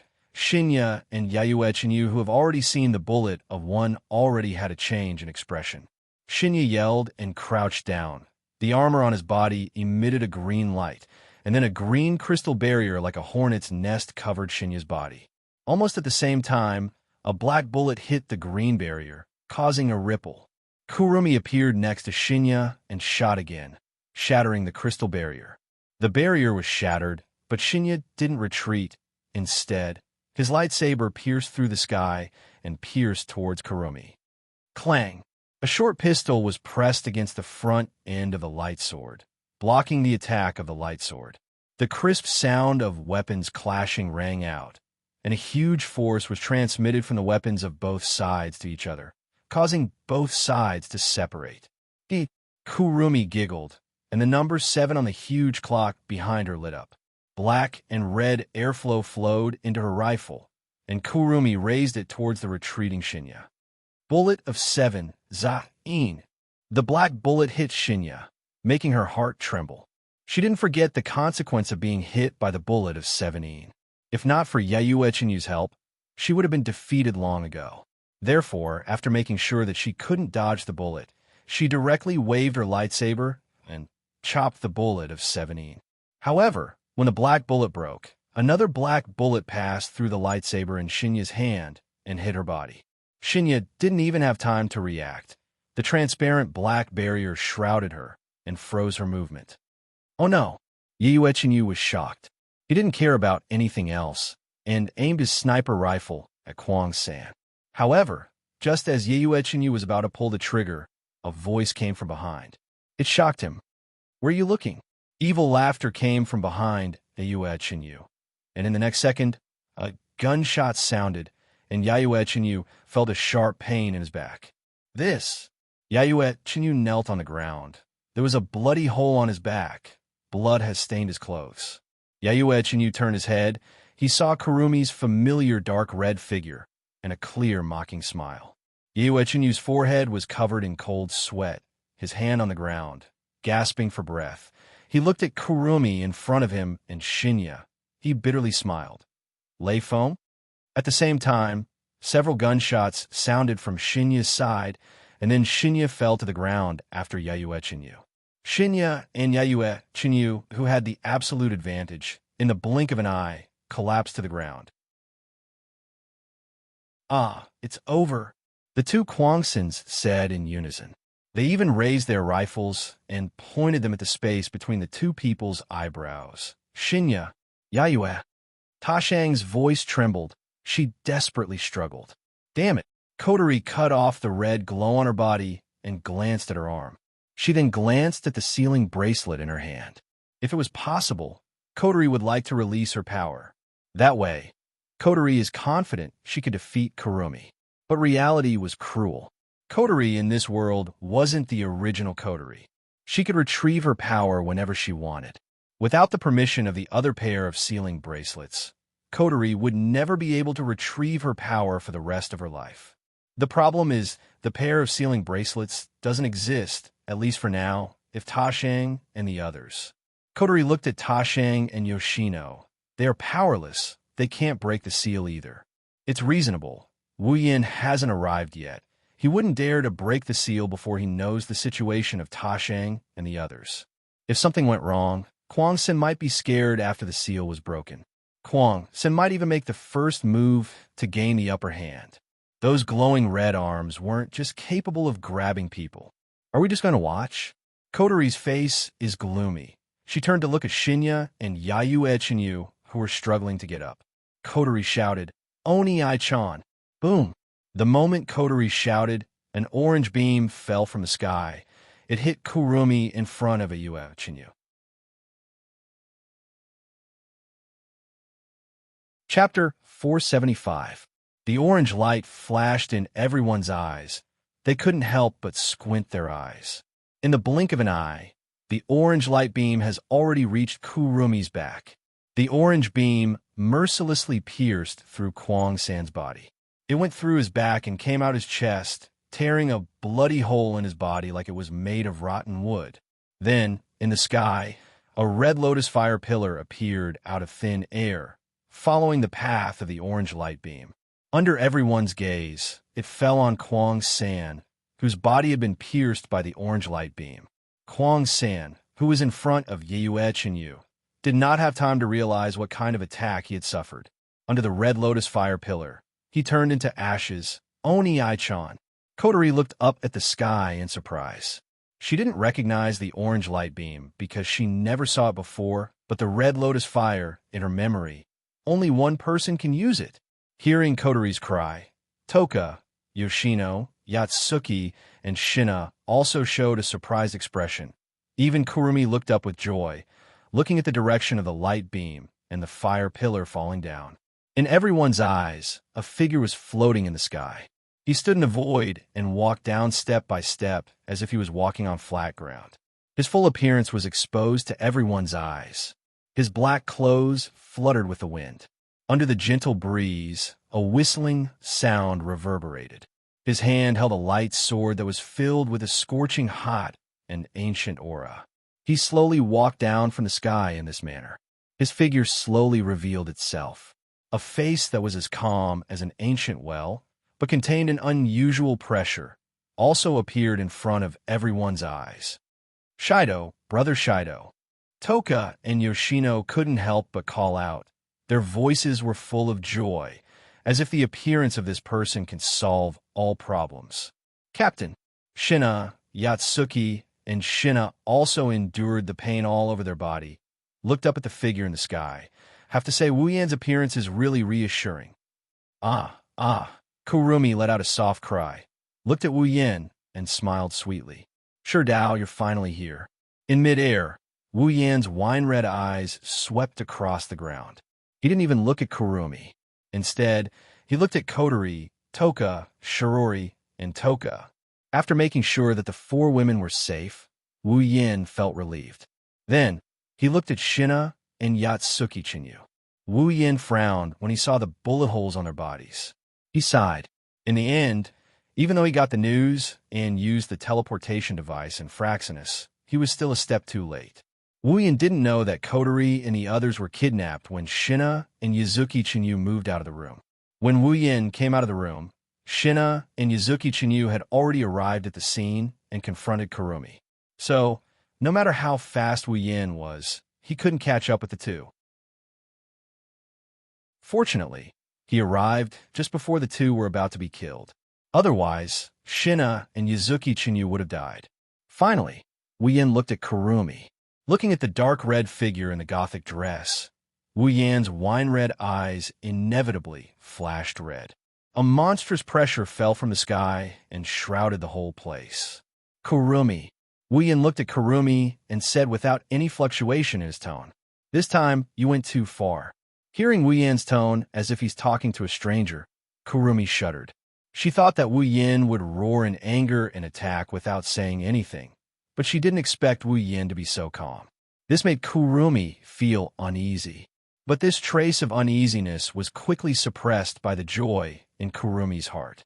She smiled at Wu Yan and said, Era. Shido, this can't be helped. Shido, you've always rejected me, so I can only invite these guests here. I've told you many times." Kurumi tilted her head and smiled evilly. "You can't reject me. Is that so?" Wu Yan glanced at Kurumi. Then he looked at Shina, Kotori, and the others who were not far away from him. "Let them go." Kurumi frowned. Wu Yan's indifferent tone made her very uncomfortable. The smile on her face disappeared, and she glanced at Shina on the ground. "Well, since Shido is here, the prelude to the feast is over. They're useless now." After saying that, a few pale red arms suddenly appeared on the ground, grabbed Shina's body, tied him up, and pulled him towards Kotori, and laid him down on the ground with them. "Your next task is to witness me and Shido fusing as one." Kurumi couldn't help but laugh. Perhaps she thought of the moment when she fused with Wu Yan. Wu Yan's expression turned cold. He shot Kurumi an electric glare. "What? You want to use them to threaten me?" Era, no." Kurumi tapped her chin with the pistol in her hand and said with a smile, "This is a feast for me and Shido. How can we let other people interfere in it?" "Then why don't you let them go?" Wu Yan said coldly. "Of course, it's to prevent you from rejecting me again." Kurumi closed her eyes and opened her hands. "Only if there are a few witnesses, Shido won't reject me. Otherwise, if you want to leave, I can't do anything about it." Wu Yan looked at Kurumi coldly. Then he looked at Toka and Yoshino. His eyes flickered and he moved his right hand. Era, Shido, you're really ruthless. We agreed that this feast can only have us." Kurumi giggled. When she said that, the arms that bound Toka and Yoshino tightened. Toka and Yoshino screamed in pain, which made Wu Yan stop. "I know about Shido's matter, Toka's matter." Kurumi's evil laughter rang out. "It's very easy for those arms to penetrate the bodies of elves who aren't wearing spiritual equipment. Once the seal on student Toka and that little elf is broken, the spiritual waves will spread out. Those arms won't show any mercy. They won't show any mercy. Wu Yan's face darkened. He gave up on the idea of releasing Toka and Yoshino. He looked at Kurumi. You've gone too far. Wu Yan said the same thing again, but this time, Wu Yan wasn't as calm as before. His tone was calm, but everyone can hear the anger in it. Lingyin, teleport Yeyue back. Following Wu Yan's words, Yatsuki Chinyu disappeared from where he stood and teleported back to Fraxinus.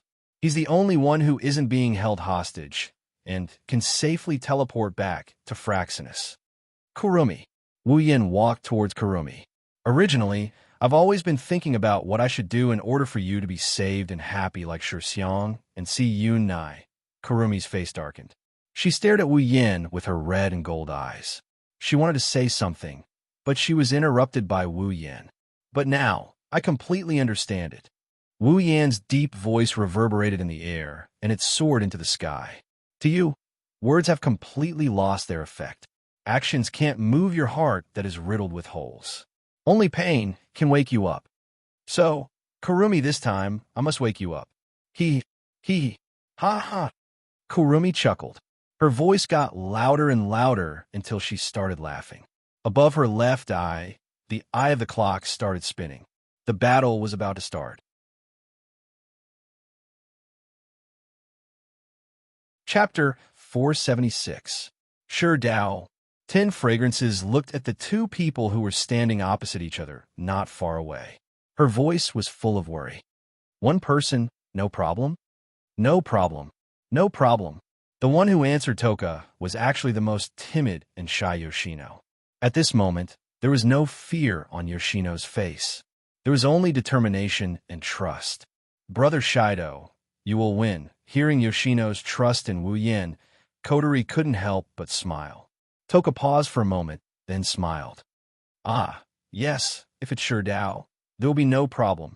Kotori looked up at Wu Yan and whispered, Oni-I-chan, you are my cute Oni-I-chan.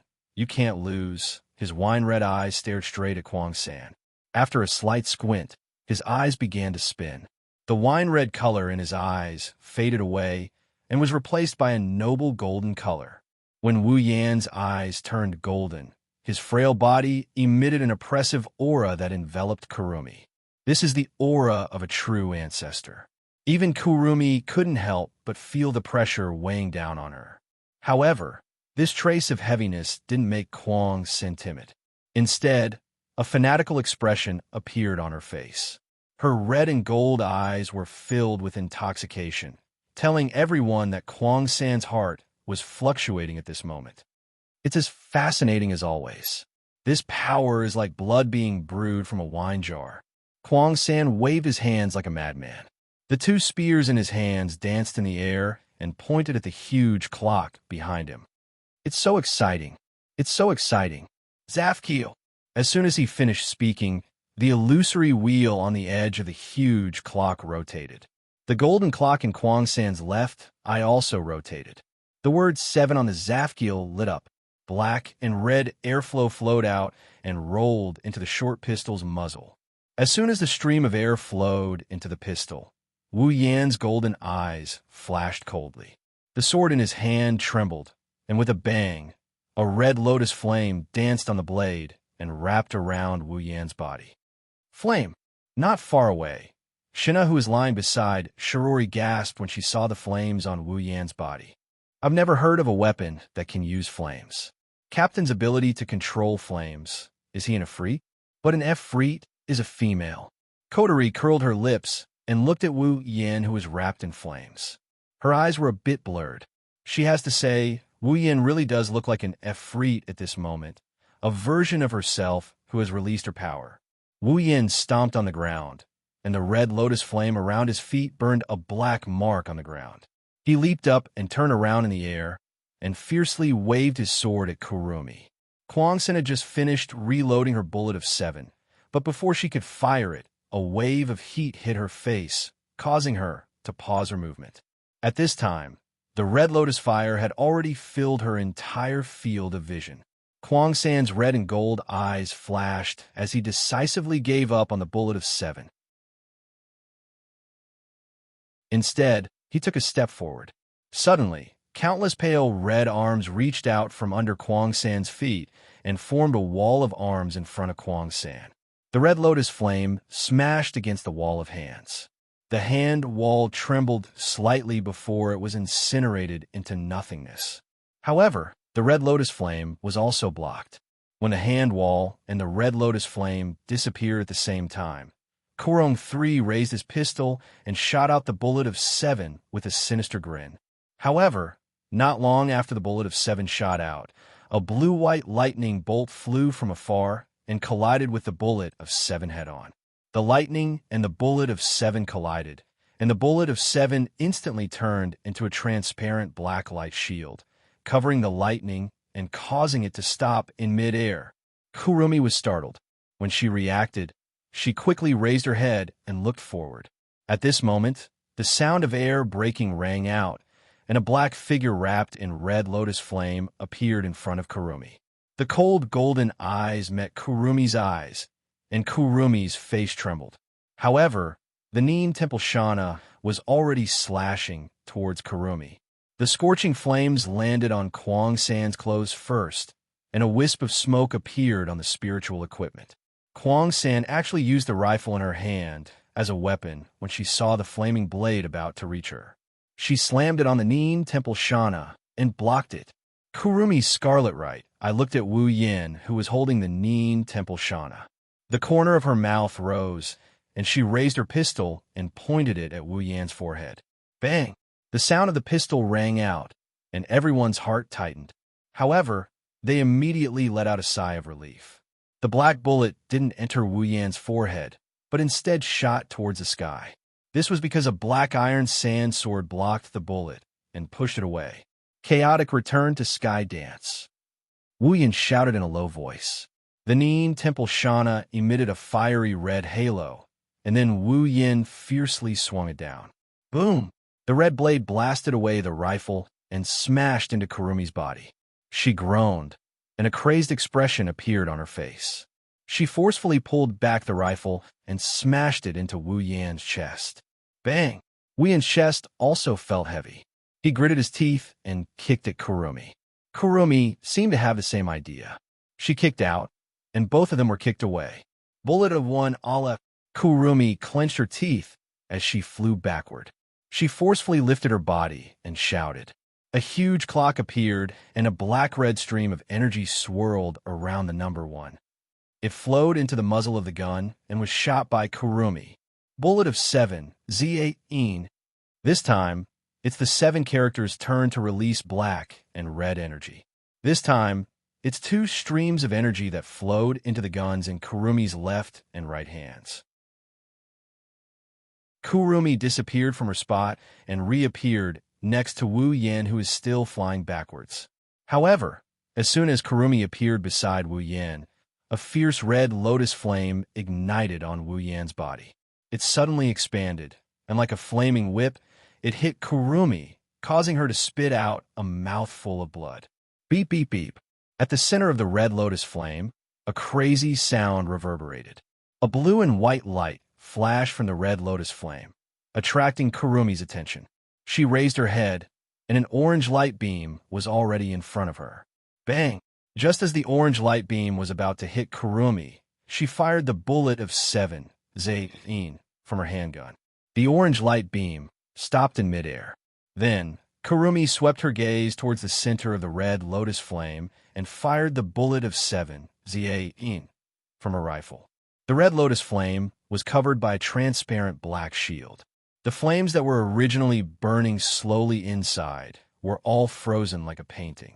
At the edge of the transparent black shield, Wu Yin brushed past the shield and flashed out of the flames, dodging the attack of the bullet of 7, Z18.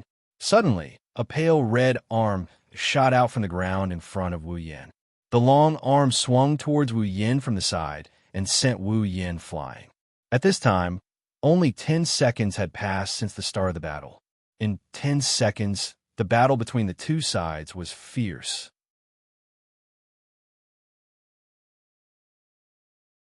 Chapter 477. In the open space, the bullet of 7 that stopped the super railgun and the red lotus flame gradually lost its effect. The transparent black shield slowly dispersed, releasing the super railgun and the red lotus flame. As the bullet of 7 lost its effect, the super railgun no longer stopped and shot into the distance. Of course, this round of super railgun was no longer effective. The red lotus flame seemed to have lost its support. Layers of fire rippled on the ground and then slowly weakened until it completely disappeared. Only one red and one black figure were left standing in the middle, awkwardly looking at each other. Kotori, Toka, and Yoshino couldn't help but breathe a sigh of relief. Then they looked at Kurumi, who was also in a sorry state but unharmed state, and frowned. She's really hard to deal with, that Tokasaki Kurumi. Kotori moved her body and felt that the restraints didn't loosen at all. She sighed. She thought that after such a fierce battle, Kurumi would be injured and the restraints would weaken a bit. In fact, although Kurumi was injured, the arms that bound Kotori and the others were equivalent to Kurumi's clones. As long as the golden clock in Kurumi's left eye didn't run out of time, these arms would exist forever. Bullet of 4 Dalit. Kwang San's voice resounded once more. From a huge clock behind her, black and red airflow rolled out, flowing into the pistol in Kwang San's hand. Then, Kwang San aimed at her temple and fired a shot. The wound she had just received was completely healed. On the other side, although Wu Yin doesn't have the ability to control time like Kurumi's angel, his recovery ability as a true ancestor isn't any weaker than Kurumi. Before Kurumi's injuries were healed, Wu Yan's injuries were also healed. The two returned to their peak state. If it weren't for the cracks and charred marks on the ground caused by the battle, and the golden clock in Kwang San's left, I hadn't rotated a lot.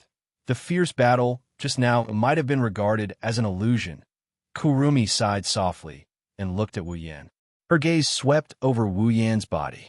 After confirming that Wu Yan has returned to his peak state like her, Kurumi secretly curled her lips. Shido, is this what you meant when you said you wanted to wake me up? Kurumi's evil laughter was ear-piercing. If this is all you've got, it's still not enough. Just shut your mouth and watch. Wu Yan said indifferently. In his golden eye, Kurumi's thin figure was imprinted in his eyes, causing ripples to appear. With the ability of Zafkiel, Kurumi could recover from her injuries and increase her speed. She also had the ability to freeze her opponent's time and create countless time clones. There was no way she could be defeated. Unless all the time stored in Kurumi's left eye was used up, she would still be immortal. There was no way this battle would end. There are only 2 ways to defeat Kurumi. The first is to have the absolute strength to suppress Kurumi. Even if he can't defeat her, he can still capture her alive.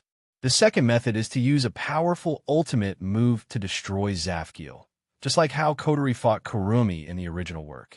There's no doubt that the first way won't work. With Wu Yan's current strength, it's already his limit to fight Kurumi to this extent. After all, Kurumi is stronger than Wu Yan in terms of pure strength. Therefore, to defeat Kurumi, there's only one way: using a powerful ultimate move to destroy the Zafkiel. Thinking about this, Wu Yan started struggling. He has a lot of tricks up his sleeves, but the only one strong enough to take down Zafkiel is Lightning Fall. However, Lightning Fall is too slow to cast. Against a fairy who can control time, it's not going to work. Of course, it's not that Wu Yan has no other way. If his move doesn't work, he still has his armament. The meteor shower is much stronger than before. Destroying Zafkiel won't be a problem. Meteor shower is strong, but it's too strong. Wu Yan is afraid that when Zafkiel is destroyed, Kurumi will get caught up in the shockwaves and die without leaving a trace behind. Therefore, neither of the 2 ways will work. Wu Yan's heart was racing. The more he thought about it, the more helpless he felt. Kurumi's strength isn't the strongest among the fairies, but she's definitely the strongest when it comes to toughness and survivability. Therefore, Wu Yan didn't know what to do. Wu Yan's golden eyes narrowed slightly. He exhaled lightly, and his expression became serious. The only thing he can do now is to use all of his abilities and the infinite martial arts to come up with a strange move. Wu Yin slowly separated his feet and looked at Kurumi from afar. He reached out a hand and snapped his fingers. The next moment, countless crimson spatial ripples reverberated. However, they didn't reverberate behind Wu Yin. Instead, they reverberated around Kurumi. The crimson spatial ripples directly surrounded Kurumi. Her pupils shrank. At the same time, iron sand swords shot out from the spatial ripples and pierced through the sky towards Kurumi. Aleph. The iron sand swords shot towards Kurumi from all directions. She quickly used the Aleph and escaped with an unparalleled speed. She dodged the iron sand swords, and the iron sand swords violently hit the place where she was standing, turning that area into powder. Not far away, Kwang San's figure appeared. Seeing the place where he stood a moment ago turn into ruins, Kwang San's expression couldn't help but change. But shortly after, a large number of scarlet spatial ripples flashed once again. This time, they didn't surround Kwang San. Instead, they fluctuated on the ground. Countless iron sand swords flew out from the ground and soared into the sky. The iron sand sword cut through Kwang San's body, leaving countless wounds on her soft white skin. This was the result of Kwang San dodging in time. If she didn't do anything, she would have been pierced by the iron sand sword. Kurumi endured the pain in her body and raised her pistols. She was about to use the Dalit to heal her injuries when a crimson light flashed in her line of sight. Kurumi's expression changed drastically. The crimson spatial ripples fluctuated behind Wu Yan. But what came out of the spatial ripples weren't iron sand swords, but the most basic iron sand. The iron sand surged in the spatial ripples and formed black cannon muzzles that stretched out from the spatial ripples. Standing in front of the countless iron sand cannon muzzles, Wu Yan's body suddenly flashed with a strong electric light. Then, Wu Yan shouted and used the electromancer's ability to channel all the electric current into the iron sand cannon muzzles that stretched out from the gate of Babylon.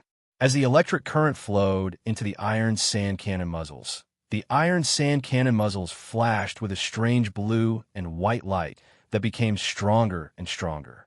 Soon, all of the iron sand cannon muzzles lit up with blue and white light. Extreme impact. Wu Yan stretched out his hands, and huge blue and white light beams shot out from the iron sand cannon muzzles. With an unimaginable speed, they shot towards the shocked Kurumi. Boom! The explosion resounded through the world.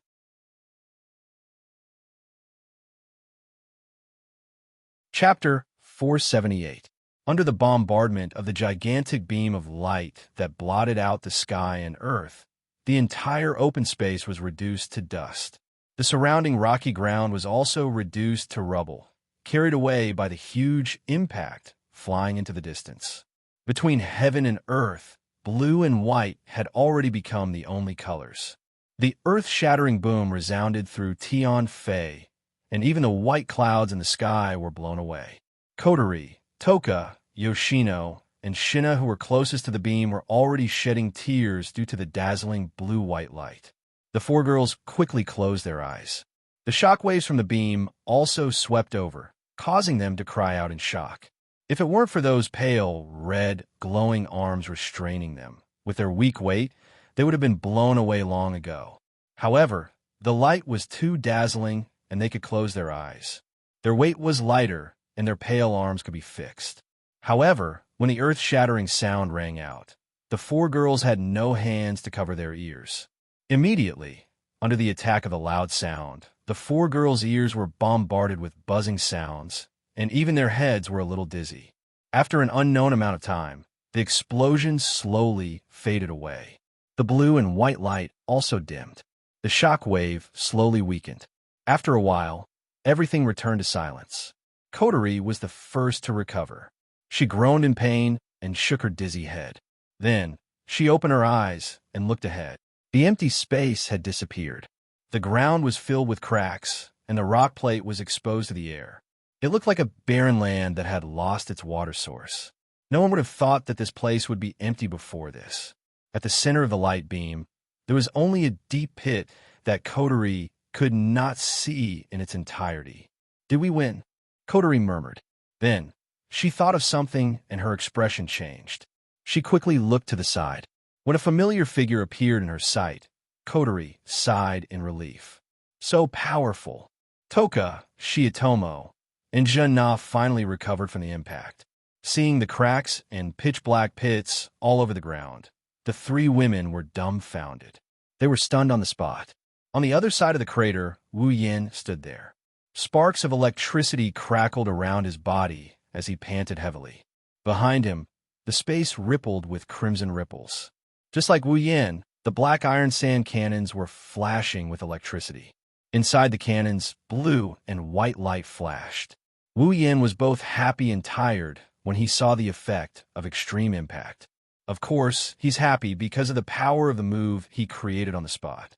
But it's normal for him to be tired. He used Electromancer, Gate of Babylon, and Infinite Arms Refinement. How could he not be tired?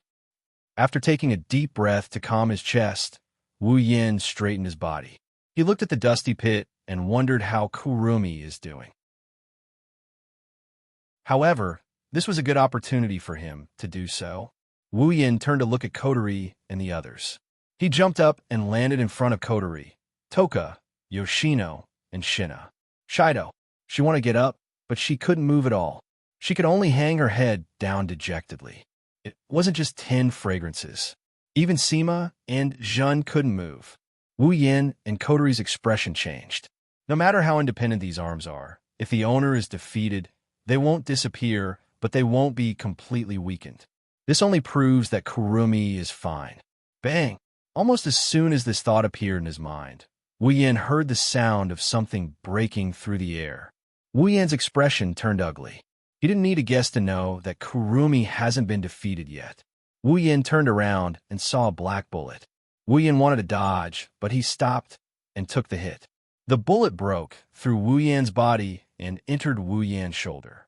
Blood flowed out of the wound. Wu Yin saw blood for the first time in this battle. Shido. Kotori was shocked. She saw the blood flowing out of Wu Yin's shoulder. Her eyes flashed with pain. She knew that Wu Yin could have dodged the bullet, but she was behind him. If he dodged, she would have been the one to take the bullet. That's why Wu Yin took the hit. I'm fine, Wu Yin answered without turning his head. He rubbed the wound on his shoulder, and the wound on his shoulder disappeared. All that was left was the blood staining his clothes, a clear indication that he was injured here before. He raised his head and looked at the deep pit. Kwang San was slowly walking out of it with a giant clock behind her. She was holding a spear with both hands. Her red and gold eyes were shining with a strange light. As expected of Shido, the man I like, Kurumi's face was calm. She walked in front of Wu Yin and coldly said, "If I didn't summon all my avatars to block the attack, I wouldn't even be able to lift my gun." Wu Yin turned around when he heard Kurumi. "Oh, that means that hit was enough to defeat you, right? Do you have the confidence to take another hit for me? This time, I don't have any avatars to block the attack for you." Era, Shido, do you think using the same trick against me would work?" Kurumi laughed in a creepy manner. Wu Yin couldn't help but feel helpless against her. Indeed, the reason why he was able to force Kwang San at that point was mainly due to his surprise attack. After all, Kwang San didn't understand his ability, but he understood Kwang San's ability very well. Therefore, he was able to force Kwang San, who was stronger than him, into a disadvantageous position. But now that his attack was seen through, Kurumi probably knew his ability. It would be difficult for him to gain the upper hand in the next battle. Oh, by the way, Kurumi raised her pistols, and she told Wu Yin, "I summoned all my clones to block the attack for me. However, there is still one more clones left." Wu Yan's pupils shook. His body tensed up. Bullet of 7, Zayin.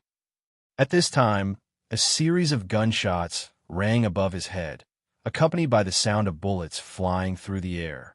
These were all bullet of 7, Zayin. A large number of black bullets fell from the sky towards Wu Yin. Wu Yin waved his hand, and a crimson spatial ripple reverberated above his head. Faintly, some black light could be seen surging inside. When Wu Yin wanted to use the iron sand to form a shield, The bullet of 7, Zayn, arrived first. Before the iron sand could form, the black bullets directly hit the crimson spatial ripple and disappeared. Seeing this, Kurumi and Wu Yin were stunned at the same time. Then, Wu Yin became excited. He did not expect that the Gate of Babylon could be used like this. Suddenly, in the crimson spatial ripple shot by the bullet of 7, Zayn, a strange light began to flicker, attracting Wu Yan's attention. What's going on? Wu Yin looked at the crimson spatial ripple with a strange luster. For a moment, he did not know what to do. Up until now, he had never seen the Gate of Babylon react like this. Under Wu Yan's gaze, the strange luster fluctuated above the crimson spatial ripple. Along with the crimson spatial ripple, the luster directly passed through the crimson spatial ripple and swayed in the void. A dazzling light suddenly flashed.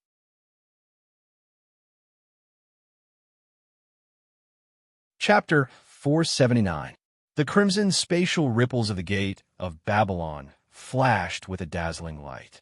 The Gate of Babylon in the void was like a glowing lake with ripples, illuminating the entire space as if it was daytime. Everyone involuntarily closed their eyes. Wu Yin, who was closest to the Gate of Babylon, raised his arm in front of himself. The sudden change made him forget how to react for a moment.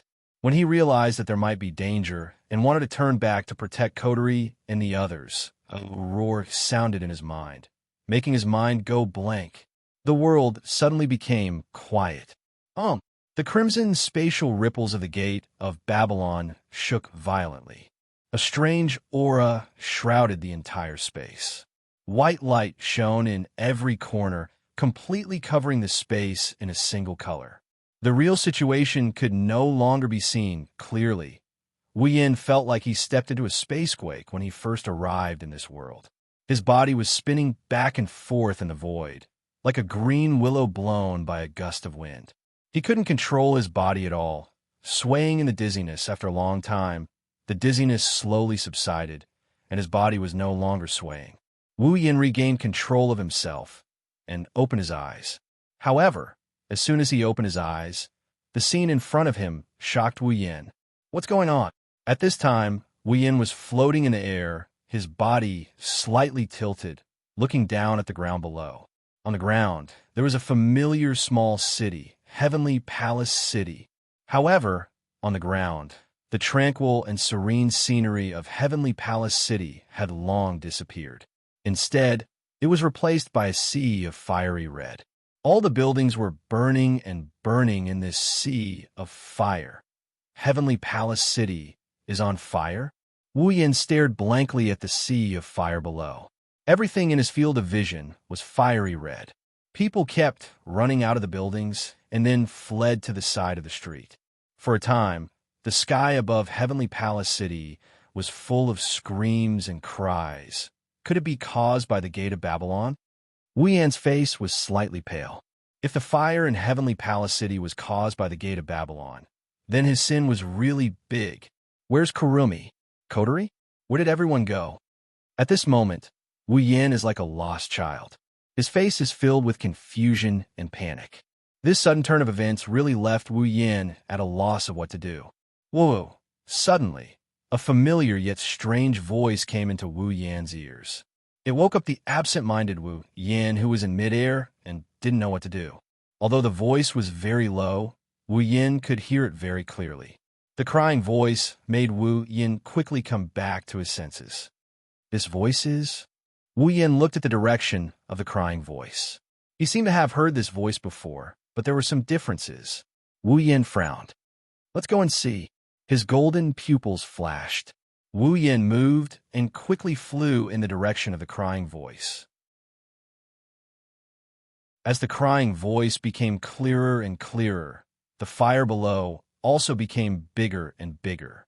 Looking at the buildings struggling in the sea of fire, Wu Yin, who saw the scene below from the sky, flashed a light in his mind.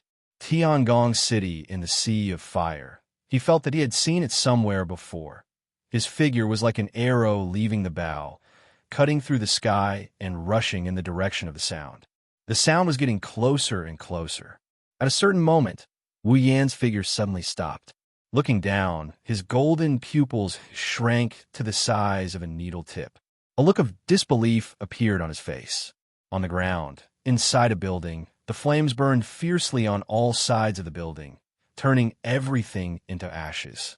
Some fixed objects couldn't withstand the burning of the fire and collapsed to the ground. In the center of the flames, a small figure sat in it, covering her face and crying. The figure was wearing a feather-like kimono. It was mostly white with red and light pink silk was gently embellished on the feather-like kimono. It was like a phoenix spreading its wings. A white ribbon passed through both sides of the feather-like kimono. It seemed to have lost its weight and was suspended there, looking very light and ethereal. Her fiery red hair cascaded down her back. She had a pair of ivory and bullhorns ornaments hanging on her head. Tied to the ornaments were two white ribbons that Wu Yan is very familiar with. Coterie. Wu Yan looked at the figure below in a daze. In an instant, he recognized the other party's identity. It's definitely Coterie, and it's Coterie who has turned into an elf. However, the Coterie who was crying in the sea of fire. Not only has she turned into an elf, her figure has also shrunk a lot. This how? His brain seemed to have crashed. Wu Yan couldn't react at all. He really didn't expect that after a burst of light and a rotation of the sky and earth, everything would change so much. Tiangong City became a sea of fire. Coterie entered the elf state, and her figure shrunk a lot. It's like she's rejuvenated. She's rejuvenated. When this term flashed through his mind, the idea that flashed through his mind once more. Wu Yan, who was at a loss for what to do, his expression gradually turned serious. In the sea of fire in Tiangong City, the elf Coterie is crying in the center of the fire. Isn't this the scene in the original work, 5 years ago, when Coterie turned into an elf and her power went out of control, causing the fire in Tiangong City? Did I travel back in time to 5 years ago, when Coterie became an elf? Recalling the strange phenomenon that appeared in the Gate of Babylon, the strange experience he had before, and the fact that he had seen it before in the original work, Wu Yan became more and more certain of his guess. Is it because of the collision between my Gate of Babylon and Kurumi's Bullet of 7? That's the truth. As we all know, Kurumi's angel has the ability to control time, while the Gate of Babylon is a space-type item. Not long ago, Kurumi used Bullet of 7 in an attempt to freeze Wu Yan's time and defeat him. At that time, Wu Yan couldn't evade the attack because Coterie and the others were behind him. He had no choice but to use Gate of Babylon to defend himself with the iron sand. However, Kwang 3's attack was a surprise attack. The Gate of Babylon was activated in a hurry, and before the iron sand could form, it was attacked by the Bullet of 7. When the Bullet of 7 collided with the space-type Gate of Babylon, the space-type Gate of Babylon collided with the space-type Gate of Babylon. The friction between the space-type Gate of Babylon and the space-type Gate of Babylon caused the strange phenomenon that appeared. Originally, the collision between the Bullet of 7 and the Gate of Babylon would only cause a small phenomenon due to the nature of the space-type Gate of Babylon. However, Wu Yan's Gate of Babylon also had the space-type Gate of Babylon. When the space-type Gate of Babylon collided with the space-type Gate of Babylon, the strange ripples swept across the Gate of Babylon and touched the space-type Gate of Babylon.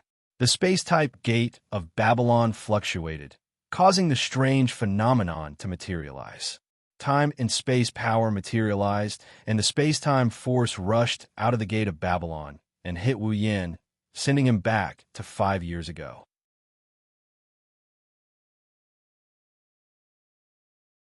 Chapter 480. It had to be said that this was a coincidence that would never happen a second time. The phenomenon caused by the collision of time and space might have involved other factors.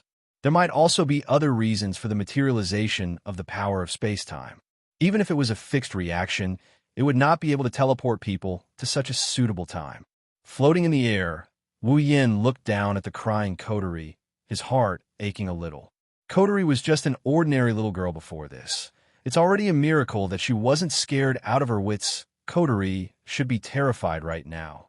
Sighing, Wu Yin looked down at Coterie with his golden eyes. He pondered for a moment, reached out a finger, and pulled the system projection out of thin air. Wu Yin tapped on it again and again. Soon, a pair of white and red bracelets appeared in the air. Wu Yin held the bracelets in front of him. They're the sealing bracelets. So, this is how it all started. Wu Yin shook his head and he laughed. Now, he finally understood the reason behind everything. No wonder Coterie was wearing the sealing bracelets when they met for the first time. No wonder Coterie would recognize the bracelets and invite him to join Ratatosker. She even acknowledged him as her older brother. It's not the first time they've met. If it wasn't for this one in a billion coincidence, his experience in this world would have been completely different. He equipped the white sealing bracelet on his hand. Now, he has 2 sealing bracelets on each of his hands. He hovered in the air for a bit before he turned around and he flew down towards Coterie. He passed through the sea of flames and he blew the flames away with a wave of his hand. He landed in front of Coterie. Coterie's crying figure entered Wu Yan's eyes. Wu Yan crouched down and he reached out to touch Coterie's head. Okay, good girl, don't cry. A warm touch came from the top of Coterie's head. An unusually soft voice entered Coterie's ears. Coterie's head, which was buried in her hands, trembled. She quickly raised her head and saw a stranger who she had never seen before. However, this stranger was looking at her with a doting expression and stroking her little head with a smile. Coterie stared blankly at the stranger in front of her. His gentle face was illuminated by the firelight, making it impossible for Coterie to see his face clearly. She could only vaguely feel his warm gaze on her. After a while, Coterie reacted and said to Wu Yan with a sobbing voice, It's dangerous here. You have to leave." Wu Yin chuckled and he rubbed Coterie's head. "What'll you do if I leave?" "Me?" Xiao Coterie was stunned. Then, tears flowed out of her eyes again. Even she didn't know what to do. Everything happened too suddenly. It was too shocking. Xiao Coterie was at a loss about her future.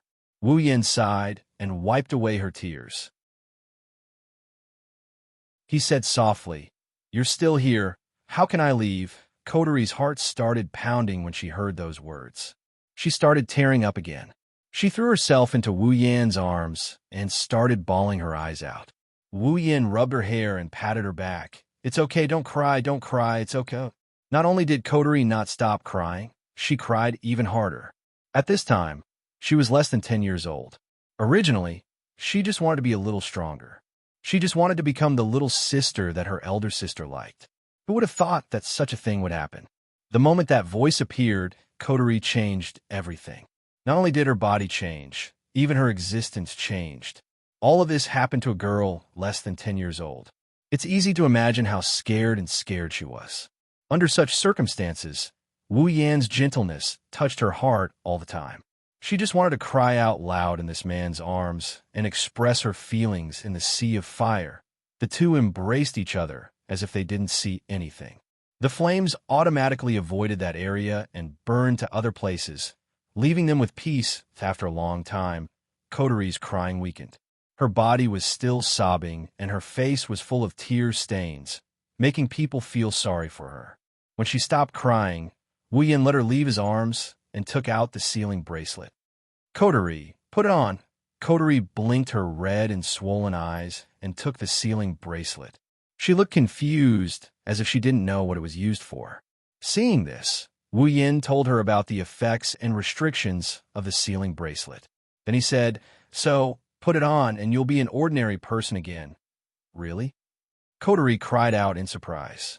She looked at the sealing bracelet in her hand and hugged it like it was a treasure. At this time, a powerful suction force fell from the sky and smashed onto Wu Yan. His body trembled violently, and he almost lost his balance. When he reacted, Wu Yan quickly stabilized his body, but the suction force sucked him up and pulled him up. "What's going on?" Wu Yan said in shock as he resisted the suction force with great difficulty. This attracted Coterie's attention. She suddenly felt uneasy and grabbed Wu Yan's clothes tightly. What's wrong?" Wu Yan gritted his teeth and resisted the suction force. He felt his body being pulled up bit by bit. Wu Yin seemed to understand something and said to Coterie, remember to put on the sealing bracelet. I'm leaving what? Coterie was shocked and quickly hugged Wu Yin. She cried, don't go, Coterie scared. I don't want to be alone. Look, Coterie. Wu Yin stabilized himself and said, don't be afraid. You'll be fine. Where are you going? Can you take Coterie with you? Coterie doesn't want to stay here. It's so scary. Coterie cried and begged. Wu Yan's heart almost broke from crying. Coterie, you have to be strong. Wu Yin panted and looked at Coterie. I can't take you with me, but we'll meet again. Little Coterie stared blankly at the face that could not be seen clearly under the illumination of the fire. She tightened her grip on the sealing bracelet and muttered, See you again. Yes, see you again. Wu Yin rubbed Coterie's head, and he grinned. When the time comes, I'll take you wherever you want to go, Coterie. Really? Coterie grabbed Wu Yan's clothes and whispered, Yes, of course. Wu Yin chuckled. That's why, Coterie, you have to be strong. Don't cry. It'll be over soon. Be strong.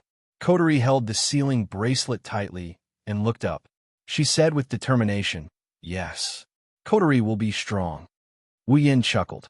Unable to resist the suction force any longer, he let go of Coterie and got pulled into the sky. Wait, who are you? Wu Yin opened his mouth when he heard Coterie shout. Before he could say anything, his body turned into specks of light, and he vanished into thin air.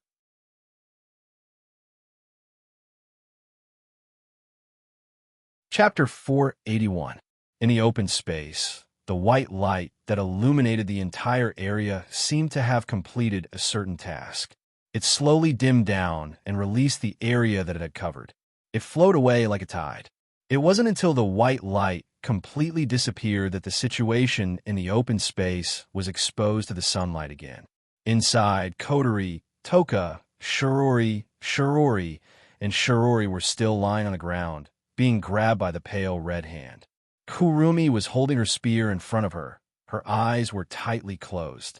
Everything was exactly the same as before the white light covered the open space. Only Wu Yin is half kneeling on the ground, gasping for breath. His golden eyes are a bit absent-minded. His face is a bit pale. It seems like he experienced something. I'm back. Taking a deep breath, Wu Yin calmed his heaving chest and looked around. The familiar scenery appeared again. The familiar figures appeared again. Everything is the same as before, as if nothing happened. Wu Yin touched his wrist. He felt a sealing bracelet on it. Wu Yin sighed in relief. He confirmed that what he experienced wasn't an illusion. Shido, why didn't you attack just now? Kurumi put down her hand and smiled at Wu Yin. Don't tell me Shido was blinded by his own technique. It's not like you. It's not like you at all. Wu Yin looked at Kurumi. He didn't know whether to laugh or cry. Kurumi thought that the white light was his own technique. Standing up from the ground, Wu Yin looked at Kurumi with his golden eyes. Well, you can say that. Kurumi paused. She looked at Wu Yan's smiling face and frowned. This is the first time Wu Yin smiled since he appeared. It seems like Shido is in a good mood. He was angry because I invited those people to the feast, right? Kurumi's mouth curved into an evil smile. Is Shurdao no longer angry at me? Well, you can say that. The same words and the same expression made the smile on Kurumi's face slowly disappear. She frowned, but then she relaxed again. Her intuition told her that something was wrong. Wu Yin glanced at Kurumi with a smile. Then he looked back at Coterie, who was lying on the ground, and the sealing bracelet in her hand. His eyes were full of joy and tenderness. See, we meet again, Coterie. No one heard Wu Yan's whisper, but Coterie, who was closest to Wu Yin, heard it clearly. Her body shook. She looked up at Wu Yin. Coterie looked at Wu Yan's smiling face. Her mind drifted back to 5 years ago. The person who comforted her, accepted her, and saved her in the fire. The person who floated in the air, and the person who wore the sealing bracelet in her eye sockets. The blurry face that held her in his arms slowly overlapped with the familiar face in front of her eyes. Tears appeared in Coterie's eyes, but they quickly disappeared. She showed a sweet smile and said with a trembling voice, Yes, we finally meet again. Since the first time she saw Wu Yin and recognized the sealing bracelet in his hand, Coterie has wanted to say this to Wu Yin countless times, but he doesn't seem to recognize her at all. He doesn't look like he's faking it, so Coterie dispelled the thought again and again. Her intuition told her that the person who brought her light in the fire of despair must have a reason for not recognizing her. That's how she comforted herself. Now, even though he didn't know what had happened, the words that he had hidden for 5 years had finally reached the ears of its rightful owner. And he had also received the words that he had been waiting for 5 years. Coterie felt it was all worth it. Wu Yin saw Coterie's reaction. He shook his head with a smile. He glanced at the black ribbon on Coterie's head and chuckled. "You've become very strong." Coterie nodded indifferently. She didn't seem to care about Wu Yan's praise. Of course, from her red eyes flashing with joy, she didn't really care. Everyone looked at Wu Yin and Coterie, who were having a weird conversation with each other. Kurumi and the others were confused by what they were doing. Wu Yin didn't intend to explain. He turned to Kurumi. "Huang-san, this farce should end now." Kurumi flinched. She looked at Wu Yin in surprise. She smiled. Era. Shido, are you trying to run away? Don't forget, the guests haven't left yet." Kurumi didn't think Wu Yin was making a declaration of victory. Everyone knows it's not that easy to defeat her. She thought Wu Yin wanted to leave the battlefield. But the truth is the opposite. Wu Yin is making a declaration of victory. It's time to end this. Raising one of his hands, Wu Yan's voice spread to every corner of the field. Everyone's eyes fell on him. "Coterie." Wu Yin put his hand in front of his chest, and he shouted at Coterie. Coterie flinched for a moment before she thought of something else. She grinned in delight. "Seal. Release." Wu Yin raised his hand, and the white sealing bracelet on his wrist shone brightly. The red runes around the white sealing bracelet slowly faded away until they disappeared. At the same time, Coterie, who was lying on the ground behind Wu Yin, shuddered violently. The red sealing bracelet on her wrist glowed with a bright light. An indescribable power emerged from the deepest part of Coterie's body. As if freed, it circled around Coterie's body before flowing into the sealing ring. As the power left Coterie's body, a familiar ripple emerged from Coterie's body. Psychic waves? Kurumi looked at Coterie in shock. She didn't expect the little girl she thought was just a normal human to be an elf. What's more important is that Wu Yin undid the seal on the opponent's fairy power. "Shido, you..." Kurumi looked at Wu Yin in shock. "You allowed her to regain her elf power?" Wu Yin ignored Kurumi and looked at Coterie behind him. Coterie lowered her head. Her red ponytails fluttered. She released a scorching aura. "Finally, I can get rid of these annoying hands," Coterie said softly. She raised her head. A red light flashed in her red eyes. "Oomph." Huang-san suppressed the shock in his heart and snorted coldly. "Shido, I didn't expect you to break the rules of the banquet. Since that's the case, I'll make her pay. I'll make her pay." As soon as Kurumi finished her sentence, the pale red arms wrapped around Coterie seemed to have realized that Coterie was gradually regaining her strength. Then, under everyone's gaze, all the arms stabbed down viciously into Coterie, who was about to regain her spirit power. Several clear, tearing sounds were heard. The glowing red arms pierced into Coterie's body in the blink of an eye, causing a wave of blood. Coterie, Toka, Yoshino, and Sheena screamed.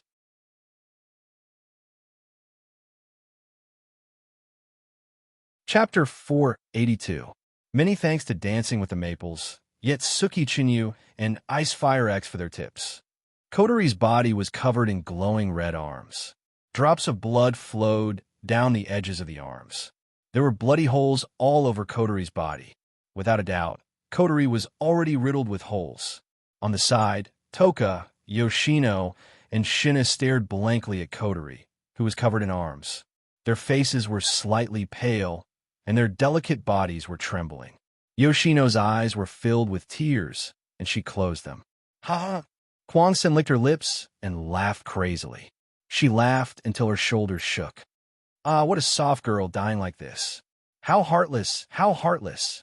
"Kurumi, Toka and Shina glared at Kwang San and struggled violently, trying to break free from the bindings. However, Toka was just an ordinary person and Shina had a serious gunshot wound. It was impossible for them to break free from Kwang San's bindings. Kurumi started laughing maniacally again. She laughed so hard that tears started welling up in her eyes. She didn't notice the mocking smile on Wu Yan's face as he stood in front of Kotori. Really, suddenly, a cold voice came from under Kotori's lowered head, startling Toka and the others. It also made Kurumi, who was laughing wildly, freeze on the spot. Although I was mentally prepared, it still hurts to be stabbed by these disgusting arms. Kotori looked up from the glowing red arms and smiled at Kurumi. In the next moment, some blue flames that looked like will-o'-the-wisp suddenly ignited on Kotori's wounds. At the same time, the pale arms that were stabbed into Kotori's body burned into ashes. Meanwhile, the wounds on Kotori's body completely disappeared under the blue flames. What? Kurumi took 2 steps back and looked at the unscathed Kotori in shock. Her red and gold eyes were filled with disbelief. She didn't expect that the other party was also in existence with an immortal body. Kotori, Toka, and the others breathed a sigh of relief and looked at the recovered Kotori with joy. Just a moment ago, they thought Kotori would die just like that. Kotori smiled. Her red eyes looked at the arms on Toka and the others. A cold light flashed in her eyes. She raised her hand and waved it at the arms. Flames spread towards the pale arms of 10 Fragrance and the others, igniting all of them.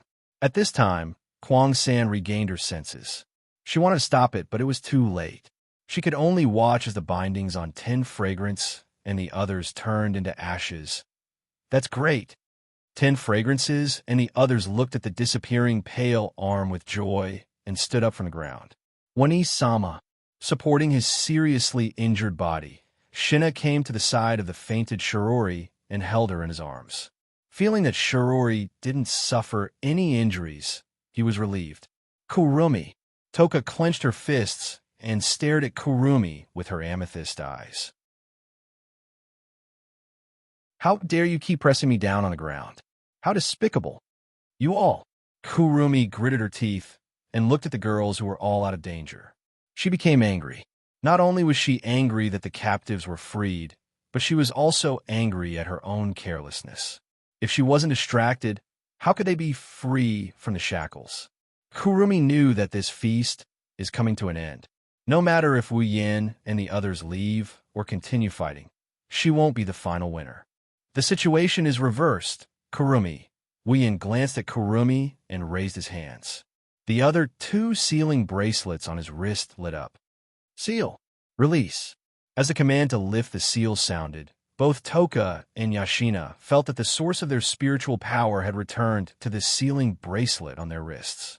The familiar power of the elves had also begun to return. She clenched her fists and closed her eyes to feel the power in her body.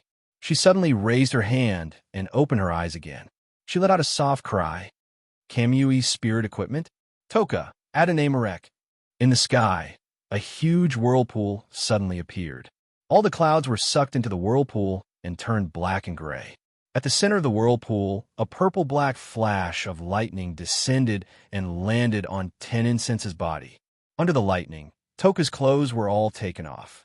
The lightning turned into light and attached to Toka's body. When the light dissipated, a purple ceremonial armor appeared on Toka's body.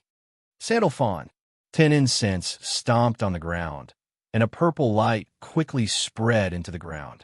A ferocious crack appeared in the rock layer behind Ten Incense.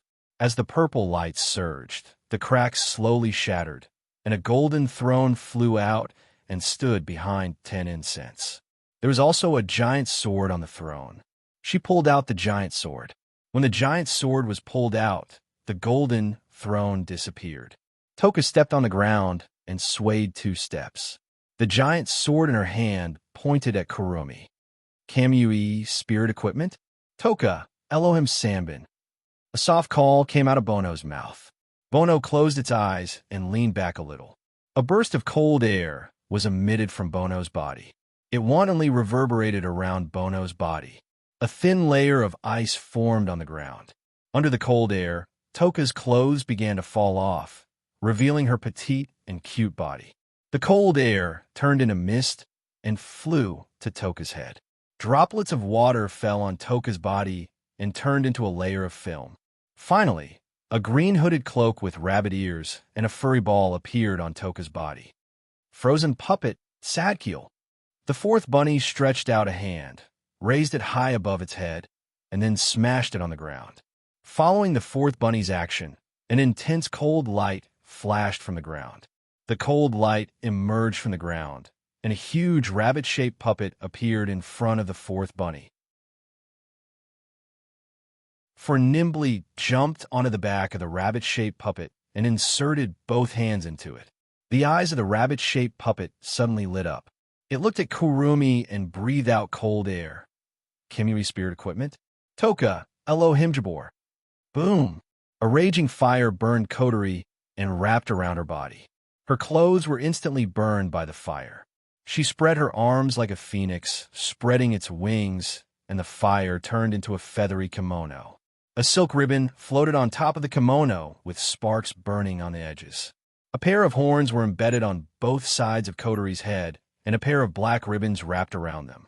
It looked very powerful. Scorching devil camel. Kotori raised her arm, and the flames on her body spread from her body to her hand. Then they burned and expanded. After a while, when the flames dissipated, a huge black and red battle axe appeared in her hand. She swung it with both hands, and the two edges of the battle axe were burning with fierce flames. Toka, Yoshino, and Kotori all turned into fairies. They also showed their spirit equipment and angel at the same time. Their combat power is fully displayed. This also means that the strongest combat power has gathered. To be continued.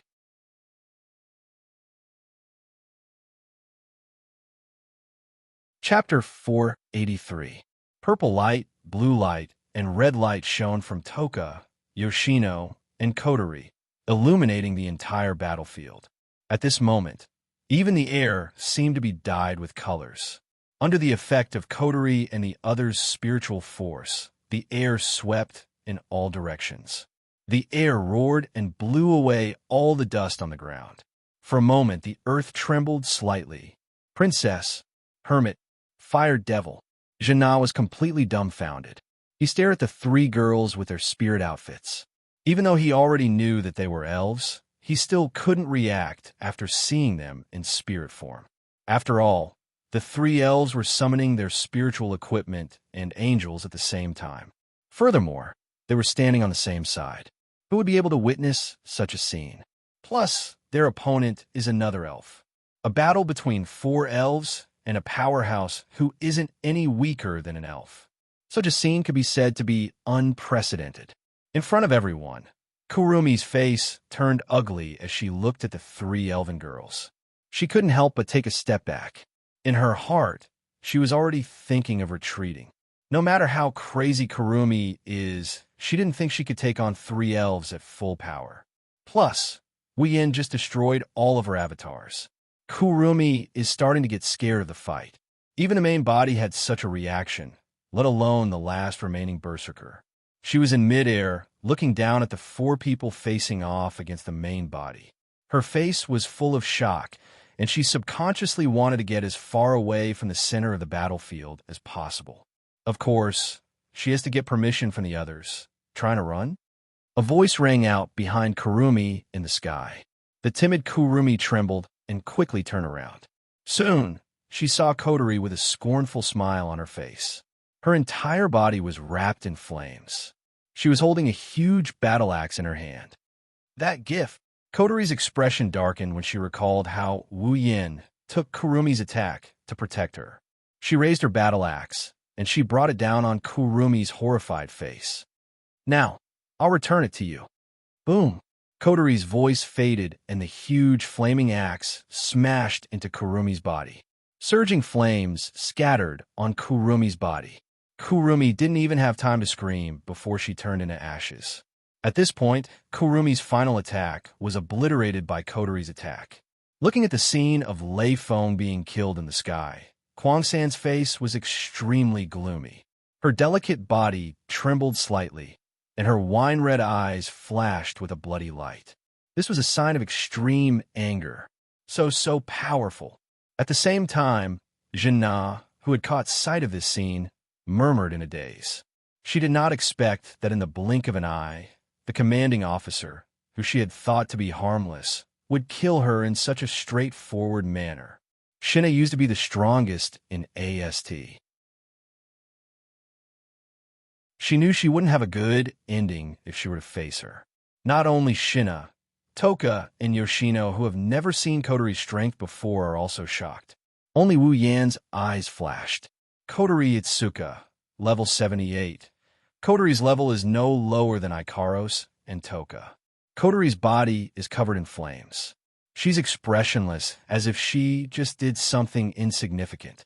She turned into a streak of fire and landed beside Wu Yan's group like a meteor. Kotori raised her head and looked at Kurumi. She raised her axe and smiled. "Begin, Sa, the battle between us." Hearing this, everyone laughed and raised their weapons at Kwang San. In the next moment, under Kwang San's slightly pale and fearful expression, everyone began to move. Ten Incense raised her giant sword and took the lead. She leaped into the air and spun around. Then, she held her sword with both hands and slashed down at Kwang San, who was not far away. A sharp sword light exploded like an arrow. It shot out from the huge sword in Ten Fragrance's hand with a burst of ear-piercing whistling sound as it fell on the ground. The ground cracked inch by inch. The terrifying sword wave cut through the rock stratum and attacked Kwang San. Before the sword wave reached her, the remaining power blew on Kwang San's body. Her face changed as she realized the power of the sword wave. She didn't think much and screamed loudly. "Zafkiel! Aleph!" A huge clock with an illusionary wheel appeared behind Kwang San's back. Almost instantly, the golden clock in Kwang San's left eye started to spin crazily. A black-red chi flow rolled out, turning into a black light bullet in the handgun, shooting into Kwang San's body and accelerating his own time. Within a blink of an eye, he disappeared from where he was, dodging the incoming sword wave and reappearing not far away. However, the moment Kwang San appeared, his expression changed once more. A blue-white stream of air shot over like a ray of light. The stream of air was even larger than Kwang San's height. It brought a chill that made Kwang San's hair stand on end. In an instant, it arrived in front of Kwang San. Kwang San clenched his teeth and used all of his strength to dodge to the side. The blue and white airflow flashed past Kwang San and hit the ground behind him. The ground immediately turned into ice, releasing cold air. Kwang San didn't doubt that if this cold air hit him, he would be sealed in ice. This horrifying cold current was naturally the handiwork of the fourth Bono. Kurumi turned her head to look at Yoshino. At this time, Yoshino was controlling the rabbit puppet. He opened his mouth and spat out a cold airflow towards Kurumi. "Damn!" Kurumi angrily raised her head. She pointed her handguns at the huge clock behind her and the long rifle at the number 7. She absorbed the black and red airflow and shot it out. The black bullet collided with the airflow. It didn't cause any sound. The airflow was covered by a black transparent shield and stopped in midair. It couldn't move forward anymore. Seeing this scene, Yoshino slightly showed a trace of panic, which made Kurumi sneer again and again. Even if he is an elf, he is still a child in the end. "Please leave here first." The long rifle pointed at the number 7. Black and red airflow flowed into the muzzle. Kurumi directly aimed at Yoshino and pulled the trigger without hesitation. Don't even think about it. When the black bullet was about to hit Yoshino, Toka's body flashed and flashed in front of Yoshino. She raised her great sword high above her head and slashed down. The black bullet was shattered. What a hindrance! Kwang San angrily glared at Ten Incense. Just as she was about to raise her spears again, a scorching aura flashed through every corner of the battlefield. The anger on Kwang San's face froze. She jerked her head up to look. Then, a horrified expression crawled onto her face. Wu Yin and Kotori stood side by side in the sky. Their bodies were covered in flames as they stomped on the flames. Kotori raised her axe, and the blade of the axe retracted into itself, turning it into a heavy cannon. At the same time, crimson spatial ripples appeared behind Wu Yin. A large amount of iron sand swarmed out and wrapped around the blazing red lotus. Soon, an iron sand cannon was formed. In the next second, the two who were wrapped in flames raised their heavy cannons at the same time and pointed them at Kurumi.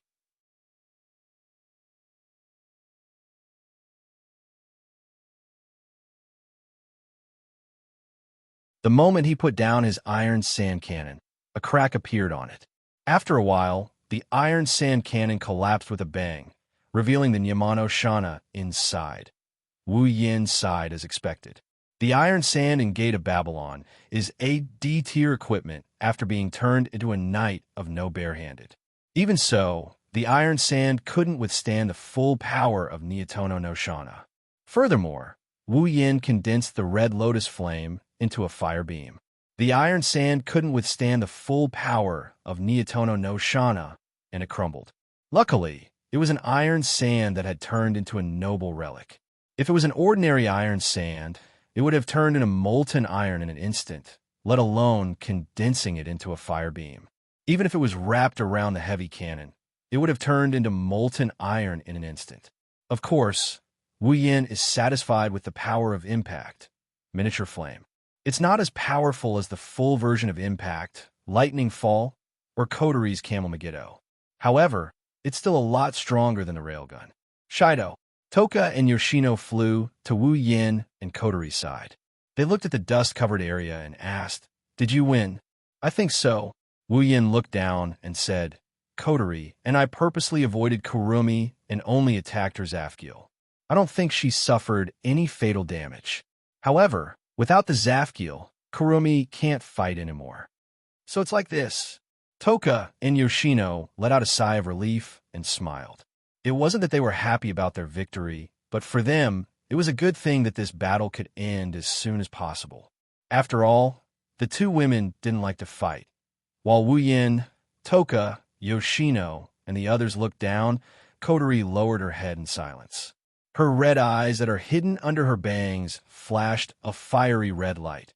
Kotori clutched her forehead in pain. "What's wrong, Kotori?"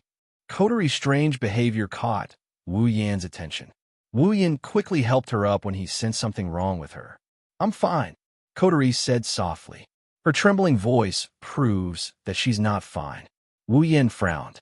He saw the fire on Kotori's body expanding uncontrollably. His face sank. "Kotori, is your spiritual force going out of control?" "Spiritual force going out of control?" Toka and Shiyu turned pale with fright.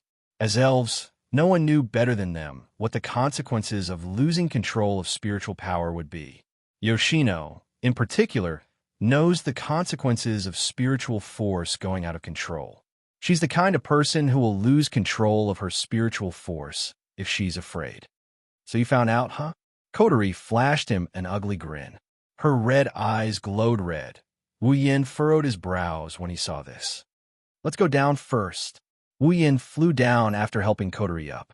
Toka and Yoshino quickly followed. The four landed in front of Shina. "Looks like it's a success." Shina smiled. The wounds on her body made her unable to move too much. She could only hold Shirori and sit on the ground, unable to get up. At this time, Shina also noticed Kotori's abnormality. "What's wrong?" "Nothing. I just overused my power. It's just a small problem," Wu Yin said with a smile. Indeed, for Wu Yin, who can seal Kotori's power at any time, this is just a small problem. Wu Yin let go of Kotori and Toka supported her. He turned towards Kurumi's direction. The dust settled down, and Wu Yin could see the scene inside the building. Under the attack of the two fire beams, the ground was filled with cracks. Broken rocks were everywhere. The battered and exhausted rock plate was exposed to the air. In the center, there was a black hole. Kwang San was covered with wounds. She was lying in the hole. Her red and black gothic dress had been charred black. Wu Yin sighed and walked towards Kurumi. He looked down at her in silence. Kwang San's body moved slightly. but a sharp pain immediately climbed into her head, causing her to stop her meaningless movements. A sense of powerlessness from the bottom of her heart spread throughout her body. It was as if all her strength had been sucked out, causing her to lie motionlessly in the empty space. A pair of red and a pair of golden eyes were filled with confusion. She was looking at the sky with a deathly stillness. A sad aura was emitted from her body. At this moment, Kwang Sam looked pitiful. You're tuning in to the Warrior Lore YouTube channel. Don't forget to subscribe and join us on this journey to catch the most captivating stories.